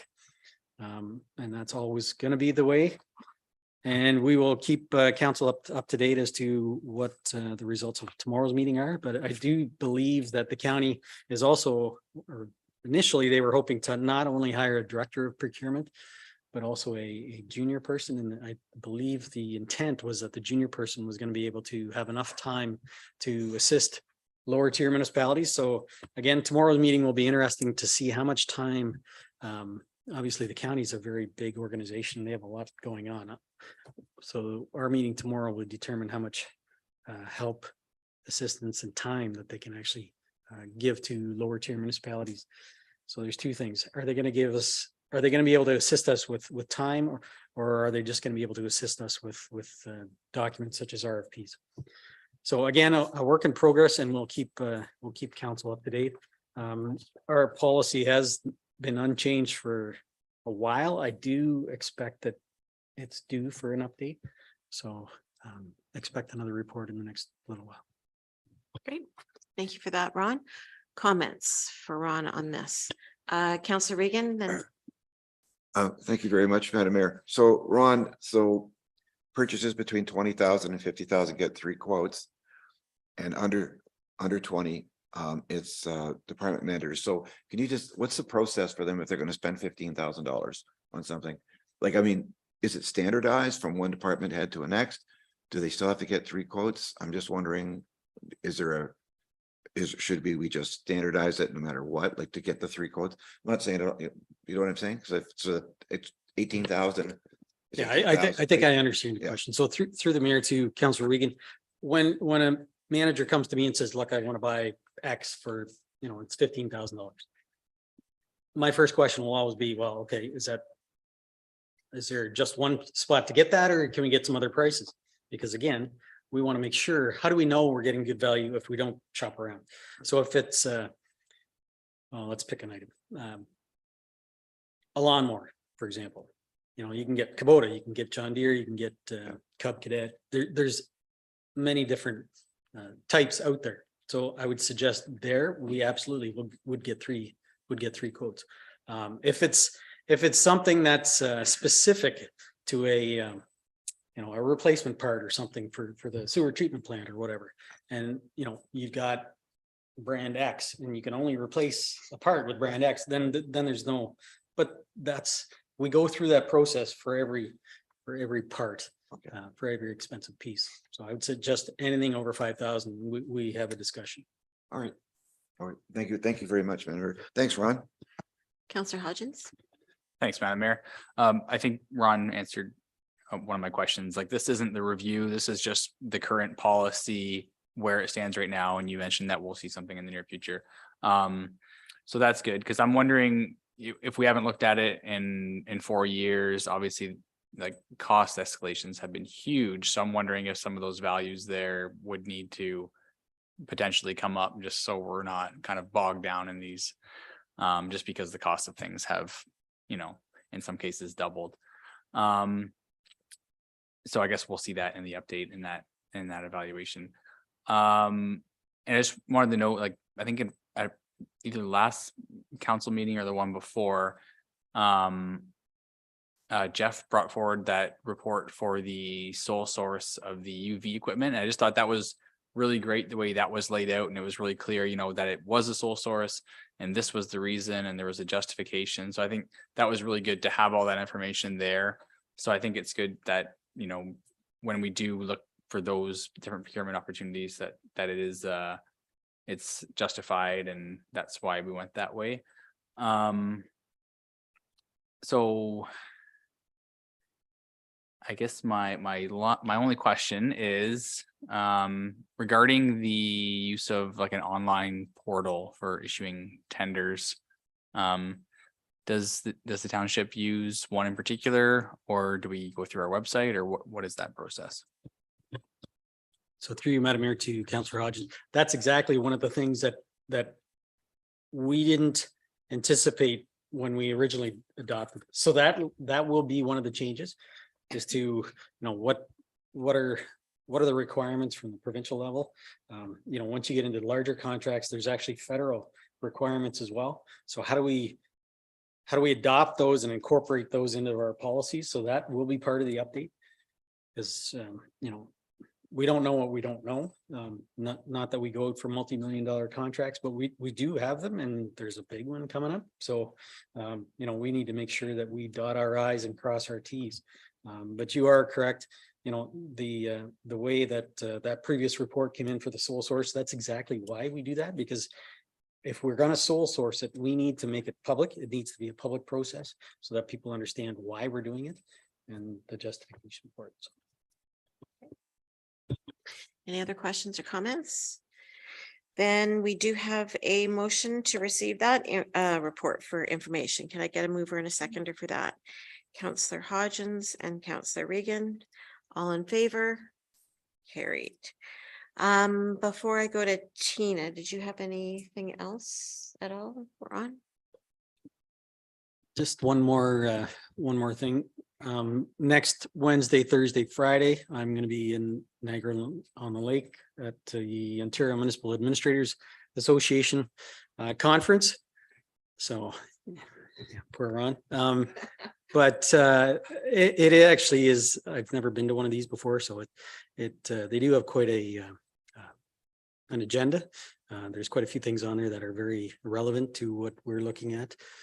Not the least of which is the flex work schedule and how do we retain employees on a go forward basis. So, and it's going to be interesting to just be able to have discussions with other CAOs to say, what are you guys doing with regards to procurement, for example? What are you guys doing with regards to A, B, or C? It's always good. During COVID, you didn't get a chance to do that. So I think everybody's kind of looking forward to getting back together and being able to just have a chat, really. So. Excellent. Thank you very much for that, Ron. Tina. Thank you. Through you, Madam Mayor, just a brief report for you tonight. To the purpose of the report is to establish a property standards committee and appoint all of members of council to that committee for the balance of this term of council. Again, the reasoning behind this is we do often receive complaints of property standard violations. And as those complaints increase, there is the possibility that our bylaw enforcement or building department would need to issue property standards orders under our bylaw. And if that order is issued, the owner has the right to appeal that order. And the property standards committee would then conduct a public hearing to address the appeal and make decisions to conform, modify, and rescind the order, or demolish or repair, or extend time for complying with the order. So currently we don't have a property standards committee appointed. This is the reasoning and purpose behind it. It's just in preparation should orders be issued. And it's similar to committee of adjustment where all of council is appointed there when we hear consents and minor variance, public hearings and decisions are issued there. So if there's any questions for you, I will try and answer them. Okay. Comments or questions for Tina on this? Councillor Hodgins. Thanks, Madam Mayor. So are these meetings going to be held at the same time as we hold our council meetings, and are they open meetings? They are public open meetings, and they would be similar to like our planning act meeting. So if there was a hearing, it would be before council meeting. So at 6 p.m., kind of like our planning act meetings are held. Okay, thank you. And one other question. Are the decisions of the committee then final or binding, or are there other appeals that the person could take? That is a good question. I will maybe defer to Arnie on that because maybe he And just so happens to be in our audience. just showed up just in the nick of time. Thank you, Arnie. Through the mayor to Councillor Hodgins, great question. And I suspect that anything is appealable to the courts. So if the appellant is not satisfied with that decision, it can be taken higher. Okay, thank you. Any other comments? I just had one. Is there training involved on this? I mean, we have obviously our bylaw, but knowing standards and what we can or do, can or cannot.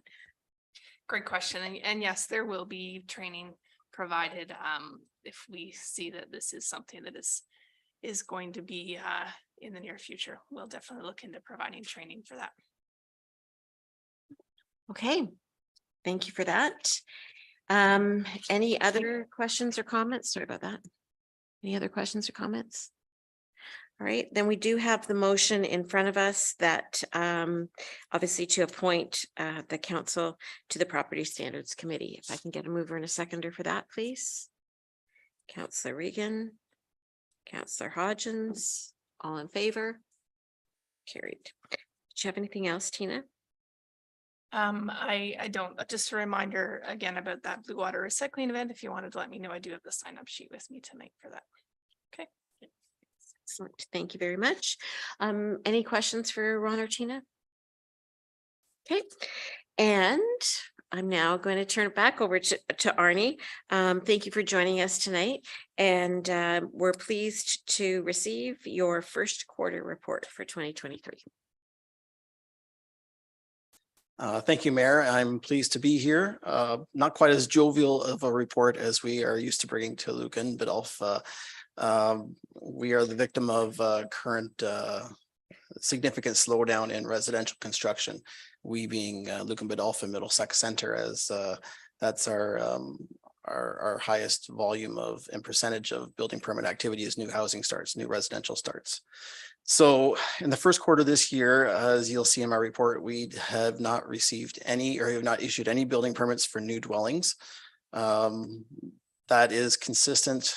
Not Middlesex Center didn't get a zero, but it got a significant drop, as did a couple of other of our neighbors in the county. It's been very slow. The second quarter has been similarly slow, although I can say it won't be a zero on our half year report. The good news though is that Lucan Biddulph is very busy still with construction, and like Ron alluded to earlier, the apartment buildings around here. Just arriving to the building today, it's amazing how things change when you don't come back here for 2 to 3 weeks.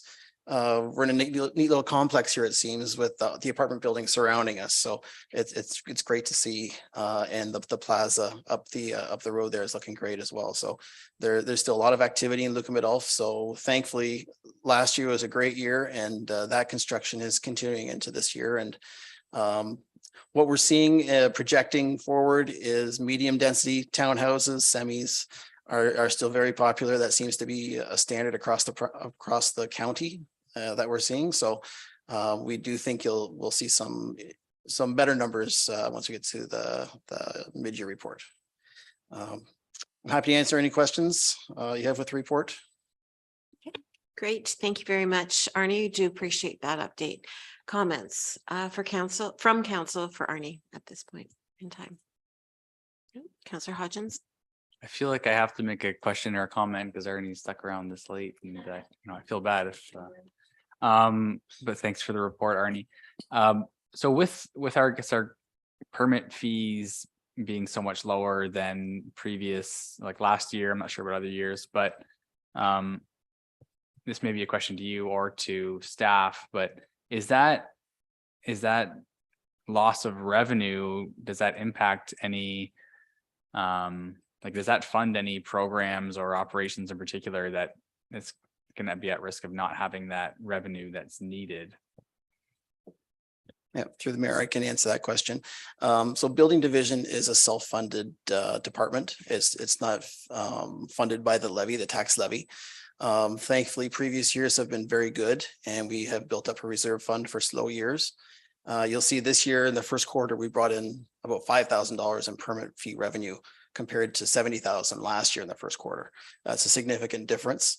There is less staff time spent in Lucan Biddulph, so the bills to Lucan Biddulph from Middlesex Center will be slightly reduced.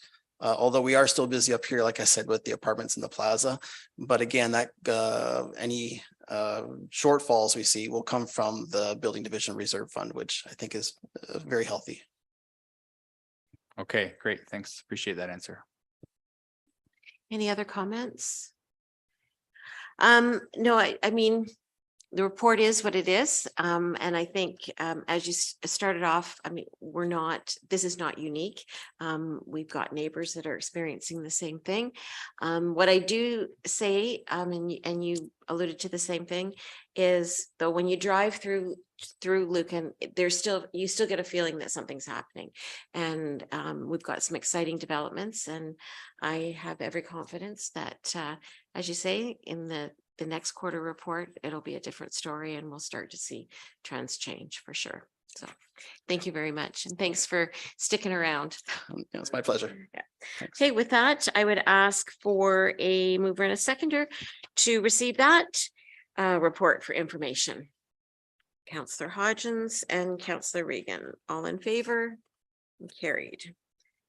Hey, Catherine. Thank you. The first report I have for tonight is regards to our 2023 annual repayment limit, or ARL for short. So each year the province gives us our ARL report. And it just tells us how much money we can spend on debt each year or take on. And I have updated that as well for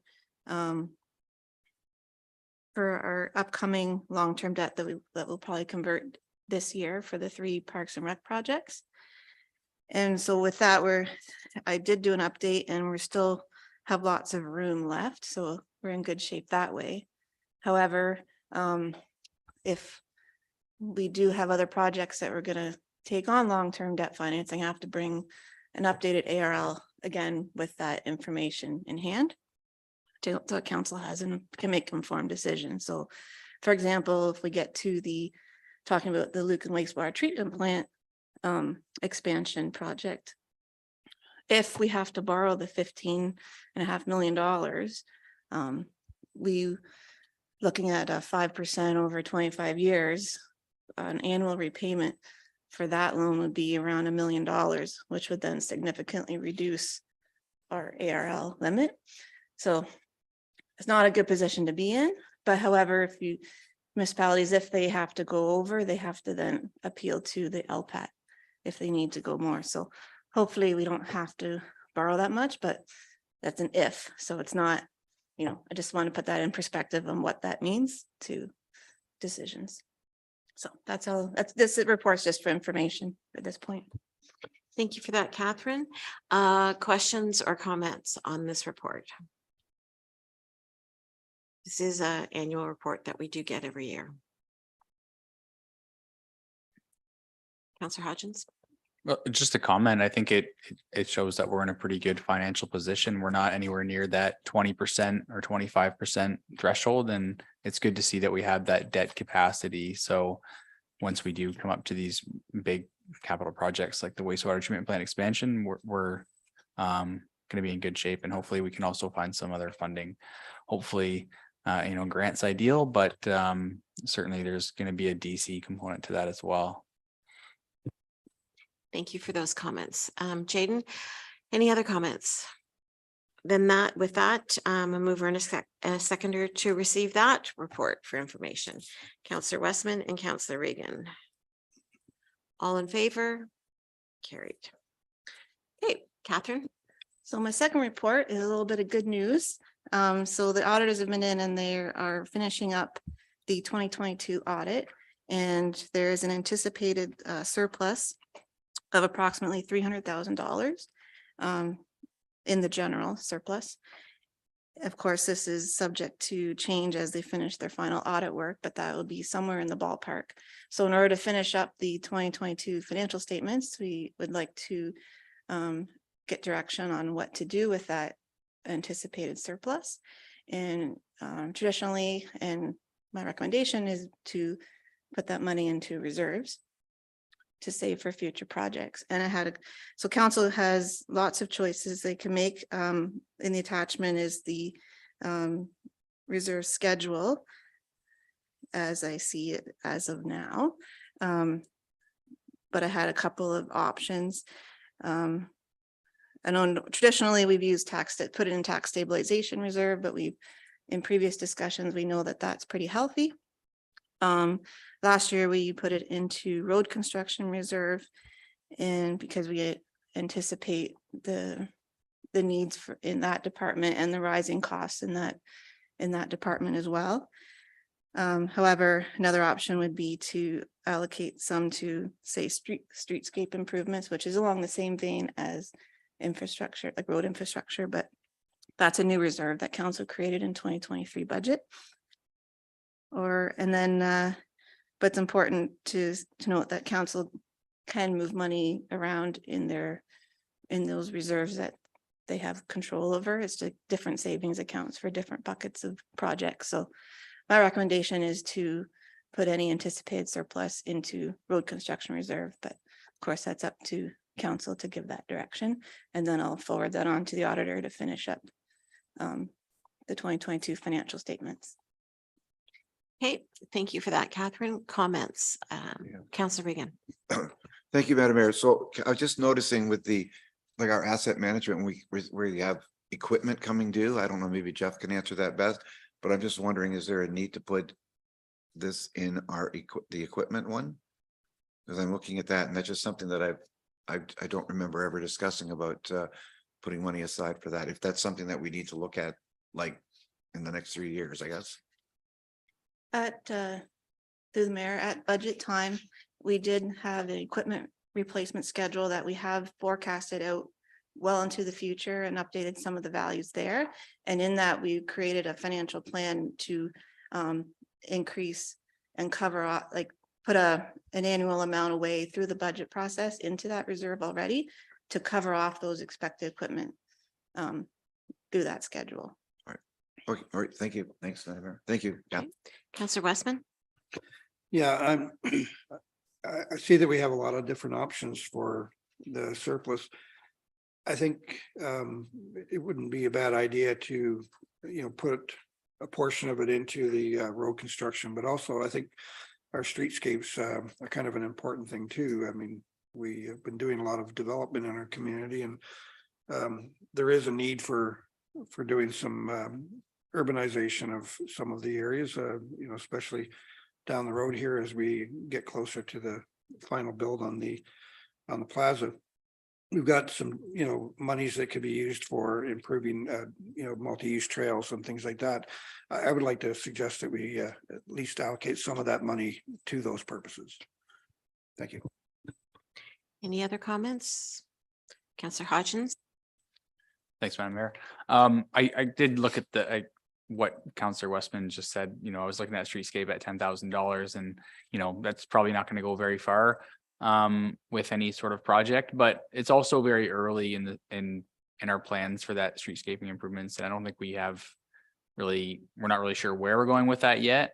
And I think the report does say that we can move things around in the reserves as needed in the future. And I also thought about the trails. There's not really much there for trails currently. So, but similarly, I don't think we have a reserve established for trails right now. So I would be okay with the recommendation to put it all in the road construction reserve. Thank you for that. Yeah, I'm comfortable with that. And I'm glad to hear the discussion around the streetscape. We did adopt a streetscape, guideline and standards. So it would be good to maybe put some investment in there, but I'm comfortable, at least with the conversation, that we've all not lost sight of that, because I think that's the key. It's all very well and fine to adopt these policies and our guidelines. I guess they're more guidelines, but if we're not going to invest in them, then why are we doing that? So I'm comfortable with the recommendation, but obviously with the caveat that's been repeated over and over again, that if something comes up, we can move our funds around as well. So, okay. Any other comments or clarifications? All right, then the recommended motion is in front of us is to allocate it to the road construction reserve. So if council's okay with that, I would ask for a mover and a seconder for that. Councillor Hodgins and Councillor Regan, all in favor? And that's carried. Okay, Catherine. Okay, my third report is talking about 2023 now. It's just a financial update on our first quarter. So results to the end of March of this year. And we passed the budget in early February. So this is not a lot going on in the first 3 months to really gauge where the year is going to be. Of course, there's a lot of information and allocations that happen towards the end of the year, a lot of activity that happens more in the spring, summer. But and we are also missing there's timing on when we receive invoices and things like that in regards to some projects and utilities. So not a whole lot to say, but it's there for your information to keep you informed. Okay, thank you for that, Catherine. Questions on the year to date at this point? Okay, then if I could ask for a mover and a seconder to receive that report for information, please. Counselor Westman and Counselor Reagan. All in favor? Carried. Anything else? Any verbals or anything? Just want to mention that the tax rate bylaw is included later on for approval. And that'll establish our tax rate for this year based on what we decided in budget. And includes the information we got from the county recently that they passed. And so that we can be prepared to do the final tax bills in August. Okay, thank you for that update. No planning. Jeff, Public Works, do you have any verbals? Yes, Madam Mayor, I have two quick ones. The first one is a very important one. I think there was some communication yesterday. We did have a water main break on Water Street. And we ended up with a 48-hour boiled water advisory for the houses on Water Street.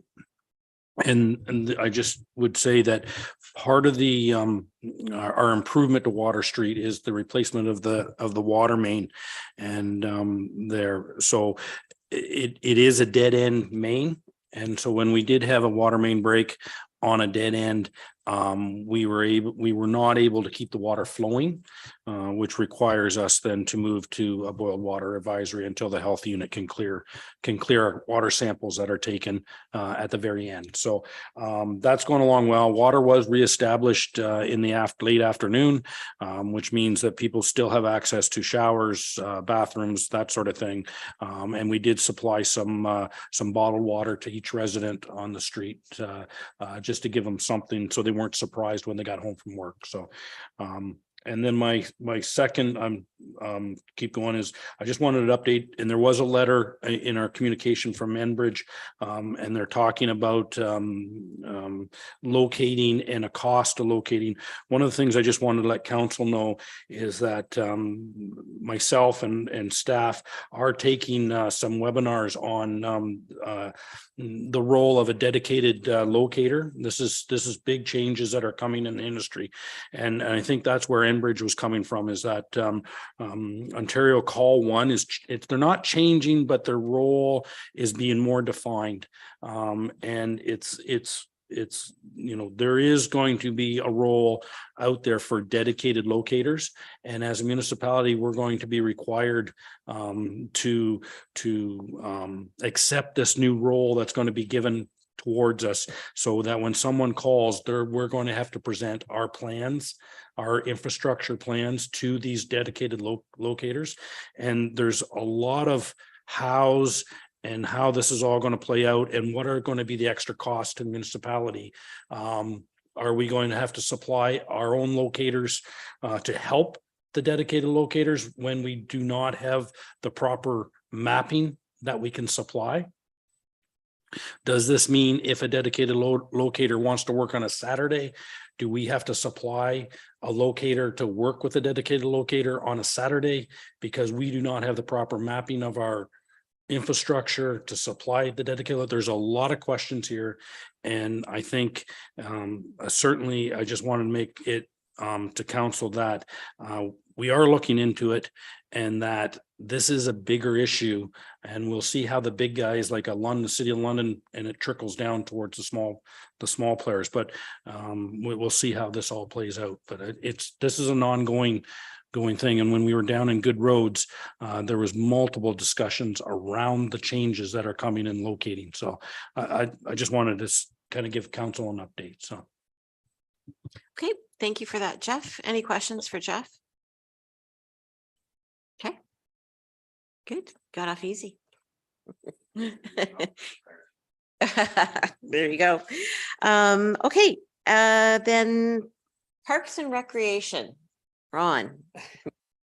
Paul's unable to join us this evening, so Ron is going to play that part. So I will do my best with Paul's reports here. So the first report before council tonight is the Parks and Recreation Master Plan update. The recommendation in Paul's report says that council directs staff to award consulting services for an update to the Parks and Recreation Master Plan to Monteith Brown Planning Consultants. Council may recall, back in 2015, Monteith Brown was the planning consultant tasked with the original drafting of our Parks and Rec Master Plan. So this is what can be best described as an update. It's not a complete redo, it's an update. I believe Paul obviously believes that Monteith Brown is best able to do that update most efficiently.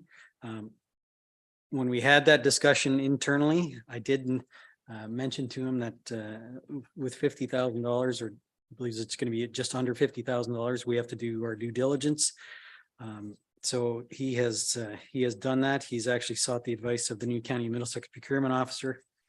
And that person advised that there's value in utilizing the original consultant. However, due to the wording in our policy, a formal motion of council would be required for transparency. So Paul believes that, and I tend to agree with him, that the update from Monteith Brown, there's value. They did a fantastic job. Sort of the lead public face of Monteith was very impressive. I was very impressed with the way they did things. The concern here is that if council doesn't go this way, it's going to cost a lot of staff time to basically tender this whole project. It'll delay everything, and plus the cost could quite. I think it's reasonable to expect that if this is if it's just under 50,000 for an update with the existing consultant, to start from scratch with another consultant is going to be in excess of 50,000. So that's the concern. But again, the wording in our policy doesn't allow staff to do that, and that's why the report is before council's for council's consideration time.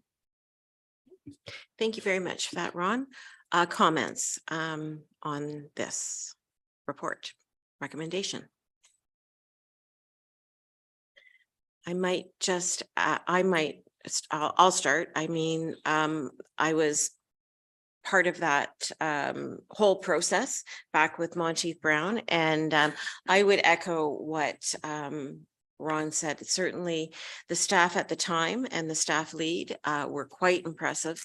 And given that it is essentially our plan, their plan, to me, it makes sense that they do the update. This is not something brand new. And if it was starting from scratch, then absolutely you go out, but I'm comfortable with this. Any other comments?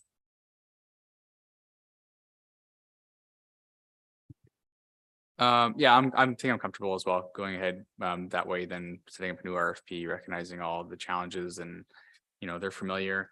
I'm just curious about kind of the scope of the update and what exactly we're looking for, or just want to get kind of a deeper understanding of what the proposal is or what the update looks like. I don't know if you have that information now. I'm going to do my best here, but recognize that this is Paul's report, and I believe my understanding of this is that they will assess the current plan, what we've done to meet the current plan, because again, we've done certain things since 2015 to meet out to do what we set out to do in that original plan. So what have we done? What has changed? Or obviously there's a lot of things, population has changed substantially since then. Our goals, are they still the same? I think those are the types of things that they look at. So, I would have to defer to Paul, but I would think they would do a bit of a rough survey. Whether they actually hold a public meeting or not, I can't answer that. But I would suspect for that kind of money, they would reach out and have a public meeting to go through that. Or is there something that people are asking for that we're not doing? Is there new things that Parks and Recreation departments elsewhere are doing that we should consider doing? It's those kinds of things. I don't know that I can say too much more than that. Oh, that's good. Thank you. Any other comments? Okay, then the recommended motion in front of you, and I would ask for a mover and a seconder for that one. Councillor Regan and Councillor Hodgins. All in favor? And that's carried. Thank you, Madam Mayor. The second report is with regard to the digital locker room assignment signage. This one was quite interesting when Paul first came to me with this, and it again, this is not unique to Lucan Biddulph. This apparently is already in place in Middlesex Center. Middlesex Center spoke quite highly to Paul about this company and what they do. The good news is there's no investment on the part of Lucan Biddulph. They look after the capital investment. They look after the maintenance of the system. They generate the ads that will go on there. And it does generate a cost sharing revenue to the municipality. So it kind of hits the nail on the head a couple times for what we look for is what's it going to cost us? Well, it's not going to cost us anything, and it's actually going to generate revenue. So I think it's a win-win situation here, and I'm fully supportive of Paul's recommendation. Here. Okay, any questions or comments on this report? Councillor Regan. Thank you, Madam Mayor. Well, when I was reading through it and I noticed that just said from an economic development perspective that staff was informed that typically 80–90% of the advertising would be what they would consider local. I'm just wondering, is there a guarantee that we can have 89% local? I mean, that's down the road, I would imagine, but my concern is just the way it's worded is they would consider local. And I don't know, does that mean London? Does that mean, where does that coming from? What does that mean? But when I say local, I mean Lucan Biddulph. So through you, Madam Mayor, so your question is, how much control do we have as a municipality over the content on there? Well, I'd be more, sorry, if I may, I'd be more concerned about the fact that the advertising is local businesses, like local, like, I mean, just, here. I would answer that in the vein that, business being business, they're not going to, a business is not going to buy an ad if they don't think that it's going to generate revenue for them. So I think maybe we're overthinking maybe a little bit. I think it's natural that people will want to advertise there for customers that are going to use their services. So it's not going to be, some company from Toronto, a realtor from Toronto kind of thing. I don't think you're going to get that kind of advertising here. I think it's going to be just by virtue of where we are and what we do. It's going to be mostly local, because otherwise, why would a business advertise in the Lucan Biddulph Community Memorial Center for something that their customer is not going to come from here?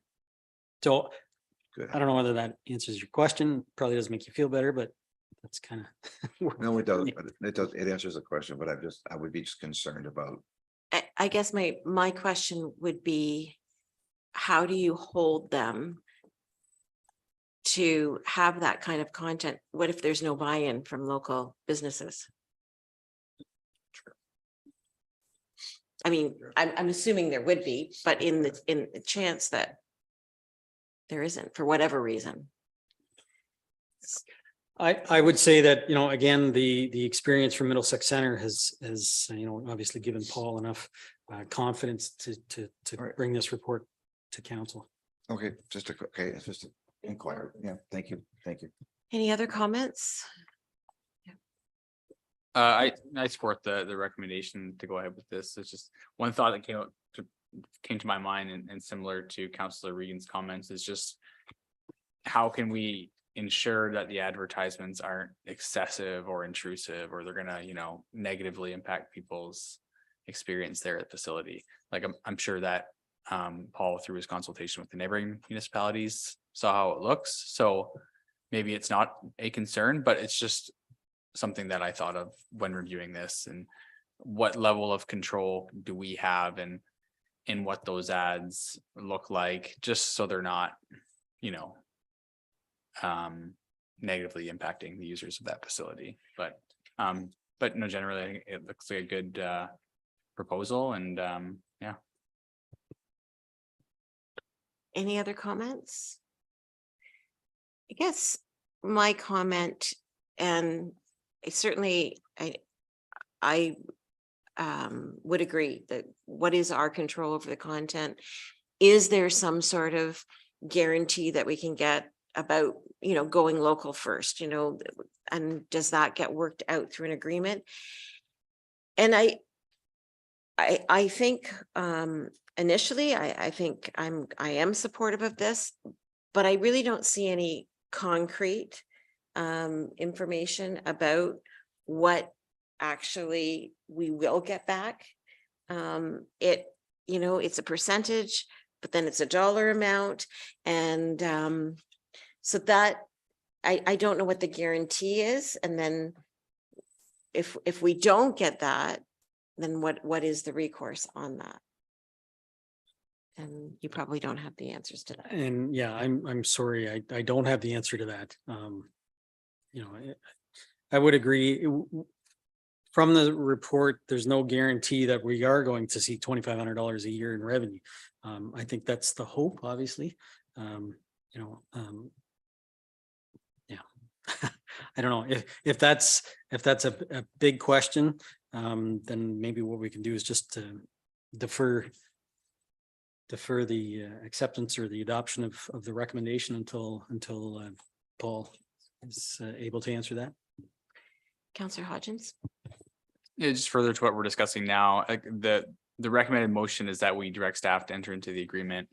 If possible, to bring a draft of that agreement or, what it's going to look like, then we can have certainty around or more information around that information. I think it would be best for us to see that agreement at the same time as we give the authorization to enter into it.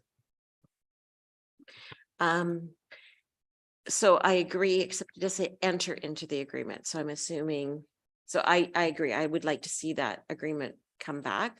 So would you say defer and?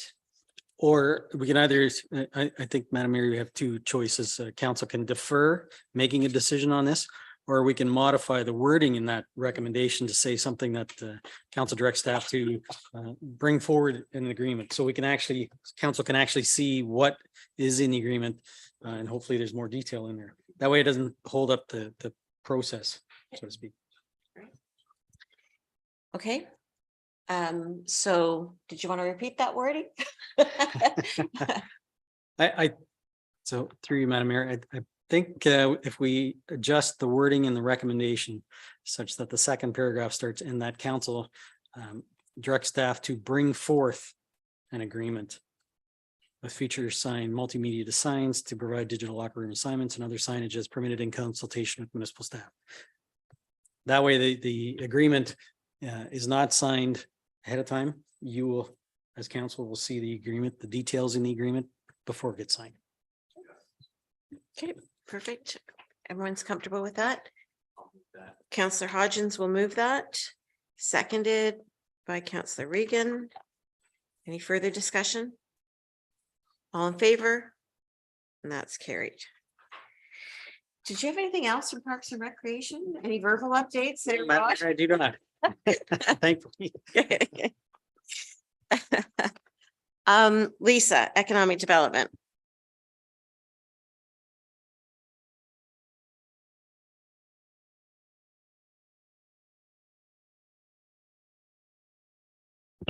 Thank you, Madam Mayor. Through you.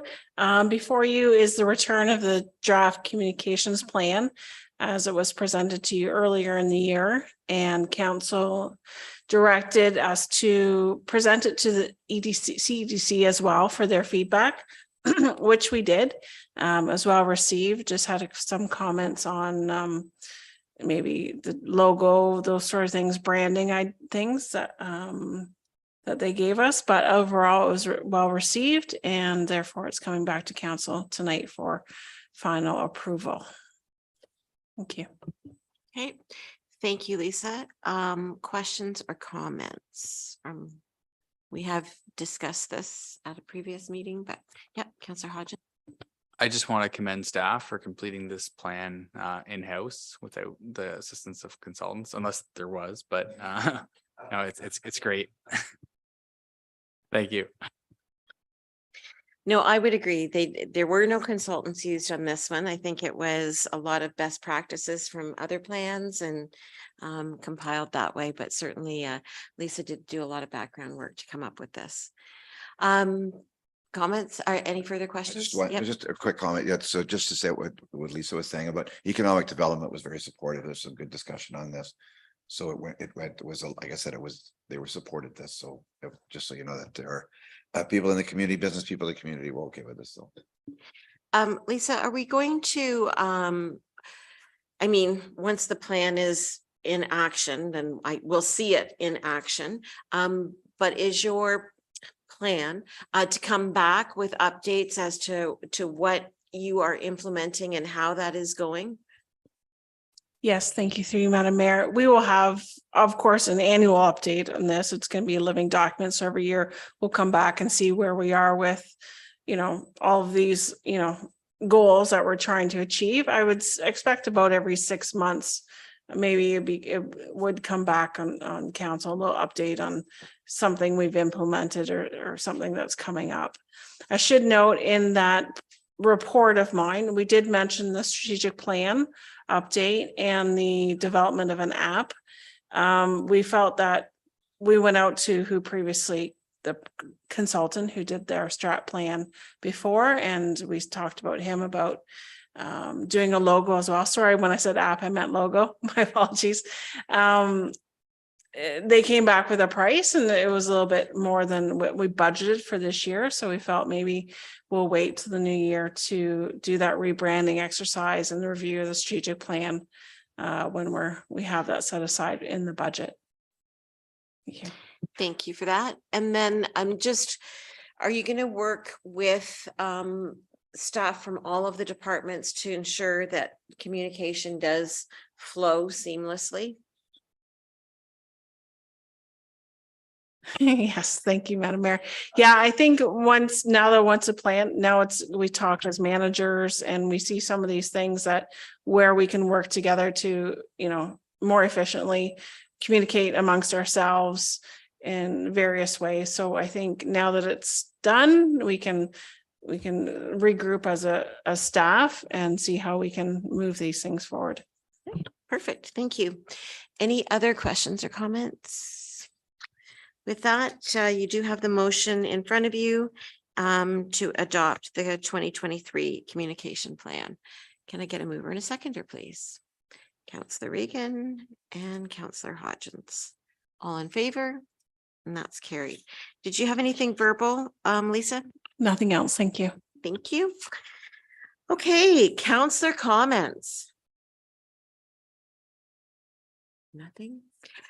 So after our last council meeting, it occurred to me that I didn't give an update on our Good Roads appearance because we did have a delegation.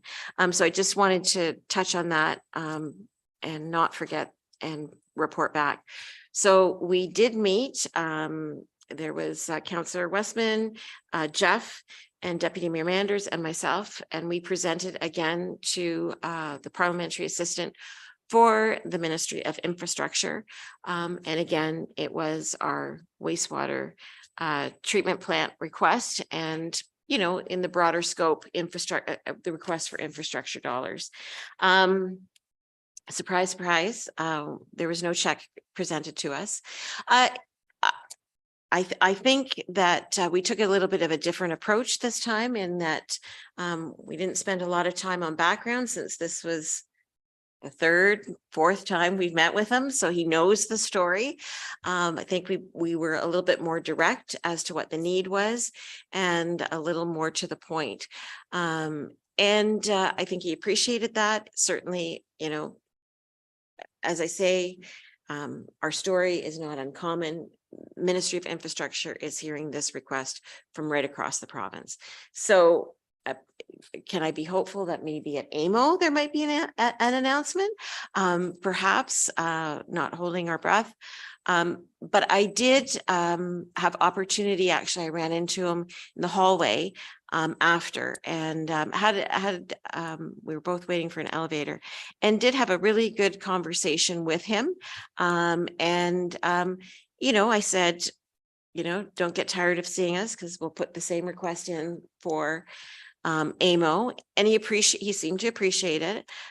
He said, I hear your story, and all I can tell you is just keep telling it. So I said, well, that's what we'll do. So that's all that was really to report on there. We only did have the one delegation. But other than that, I think the conference went well. There was lots of great discussion, lots of great workshops, incredibly informative plenary discussions and presentations. I thought the keynote speakers were captivating. There was a fellow from Italy, a fellow from Australia, and when it comes to moving people, not only in cars and in vehicles, but on feet, and the way you look at how you develop communities, it's just amazing what's happening across the world and how communities are being planned. And I think we have a lot to learn from our global neighbors, but certainly I brought back a lot of information, and who's to say as to how it can be implemented. I don't know, Jeff or Alex, if you had anything that you wanted to add to the Good Roads experience. Yeah, actually, I had some really good discussions with some of the trade show participants as well. I mean, gathered up a lot of good information that I think some of it might be applicable to what we do here. There's always really good workshops. Like I've been going to it for a while, so some of the workshops are repeats, but some of them are new and kind of speak to what we're doing as well in development and in our some of our agricultural issues as well. But yeah, it was good. Always good for networking and making good connections. So I found it quite good. So thank you. Great, thanks for that. Okay, if there aren't any more councillor comments, then we will move on. There's no changes to budget, any notices of motion. So we'll go into motions. There are two motions that have to do with drains. Jeff, did you just want to speak to that briefly? Yeah, sorry, Madam Mayor, I should have had that in my comments. So there are two motions in front of council. The first one is on the Nagel drain. And there is a request, and as we do the Nagel drain is an existing drain that we've had a request for upgrades, improvements on, and this has come before council, and council has appointed Spreat and Associates as the engineer. As part of that exercise, we do talk to the landowners that are in the same watershed and see if they want improvements also. And as part of that, there was a request from a landowner on the other side of the highway that is actually in this watershed to have a branch. So it is a new branch of the drain. So as of that, we do need a motion to include that. It's just to make sure council understands that we've expanded the original project to include another branch as part of the Spreat Associates direction. Okay, and the second one is the Bend drain, and Daniel, or Councillor Reagan, has been part of this. We've had a couple of people in the village of Lucan come forward with some erosion issues along the Bend, and as with any municipal drain, you have to follow the report that exists, and the report does not have erosion control in it. So for us to fix or to implement some erosion control on the Bend, we have to update the report itself. So we need to brought through a motion to have Spreat and Associates appointed to update the Bend drain report so that we can then move forward with some erosion control on it. Okay, thank you for that, Jeff. I don't think any questions on that. Oh, Councillor Hodgins. Thank you, Madam Mayor. Just with the Bend drain report update, is that going to be a pretty significant undertaking, just because that is like the main drain through the town of Lucan, is that correct? And it's obviously pretty major drainage feature of the town. So just wondering, is that going to be a big project, and where does that go from here? Yeah, that's a really good question because it's a big drain and affects a lot of people. So this report will only modify for the erosion control only. So we're not going to look at the drain as a whole and look at upgrading the whole drain. We're just going to look at the points that have been brought forward that are trouble points. And concentrate on that only. Where it becomes a little bit of more of an issue, and we won't do it. We do have the ability to store some of this cost and carry it for up to 5 years, because what will become is when we go to bill it out, because when we do bill out municipal drains, it's for all the owners upstream of the work. And as you can imagine, over since well, I don't know, I don't want to say 1999. I don't know when the last reassessment of the Bend drain was, but that would be a huge undertaking, is because we would have to figure out all the different properties now that go into the Bend drain. So at some point, that'll be an exercise in itself. It needs to be done. At points through time, we do have to redo the assessment for a drain, but at this point, we're only looking at the erosion points in this report. Okay. So with that, we will. First motion is for the Nagel drain, and that motion is that council accepts the drainage petition and appoints Spreed Associates London Limited under Section 4 of the Drainage Act. This petition is in addition to the Nagel drain report being prepared by Spreed Associates London Limited under Section 78 of the Drainage Act. A mover and a seconder for this, please. Councillor Westman and Councillor Regan, all in favor? And that's carried. Then the Bend drain, that motion is that council appoints Spreet Associates London Limited under Section 4 or 78 of the Drainage Act to prepare a drainage report for the requested work to the Bend drain 1999, subject to the required 30 days notice to the applicable conservation authority. A mover and a seconder for that, please. Councillor Hodgins and Councillor Westman, all in favor? And that's carried. The motion in front of us is that council authorize Paul Smith and Catherine Langendijk to enroll in the one-day foundational skills for government report writing virtual workshop on June 13th, 2023 at a cost of $250 plus HST per person. A mover and a seconder for that, please. Councillor Westman and Councillor Regan, all in favor, and that's carried. Moving on to bylaws. Did you want to just talk to that first one, Tina?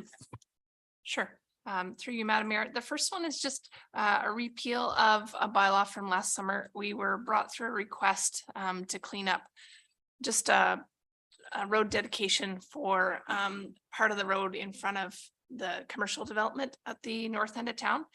And that bylaw needs to be registered on title, but our lawyer did discover that there's other parts to that reference plan that also need to be dedicated as public highway. So we're repealing last year's bylaw and replacing it, dedicating all parts on that plan. And then our solicitor will be registering that on title. Okay, any questions on that? Okay, so we've got 4 bylaws in front of us. The bylaw 20-2023, I'm not going to read the whole thing, but it is the one to dedicate parts as a public highway. Bylaw 22-2023, and that is the appointment bylaw. Bylaw 23-2022, the tax rate bylaw, and bylaw 24-2023, the confirming bylaw.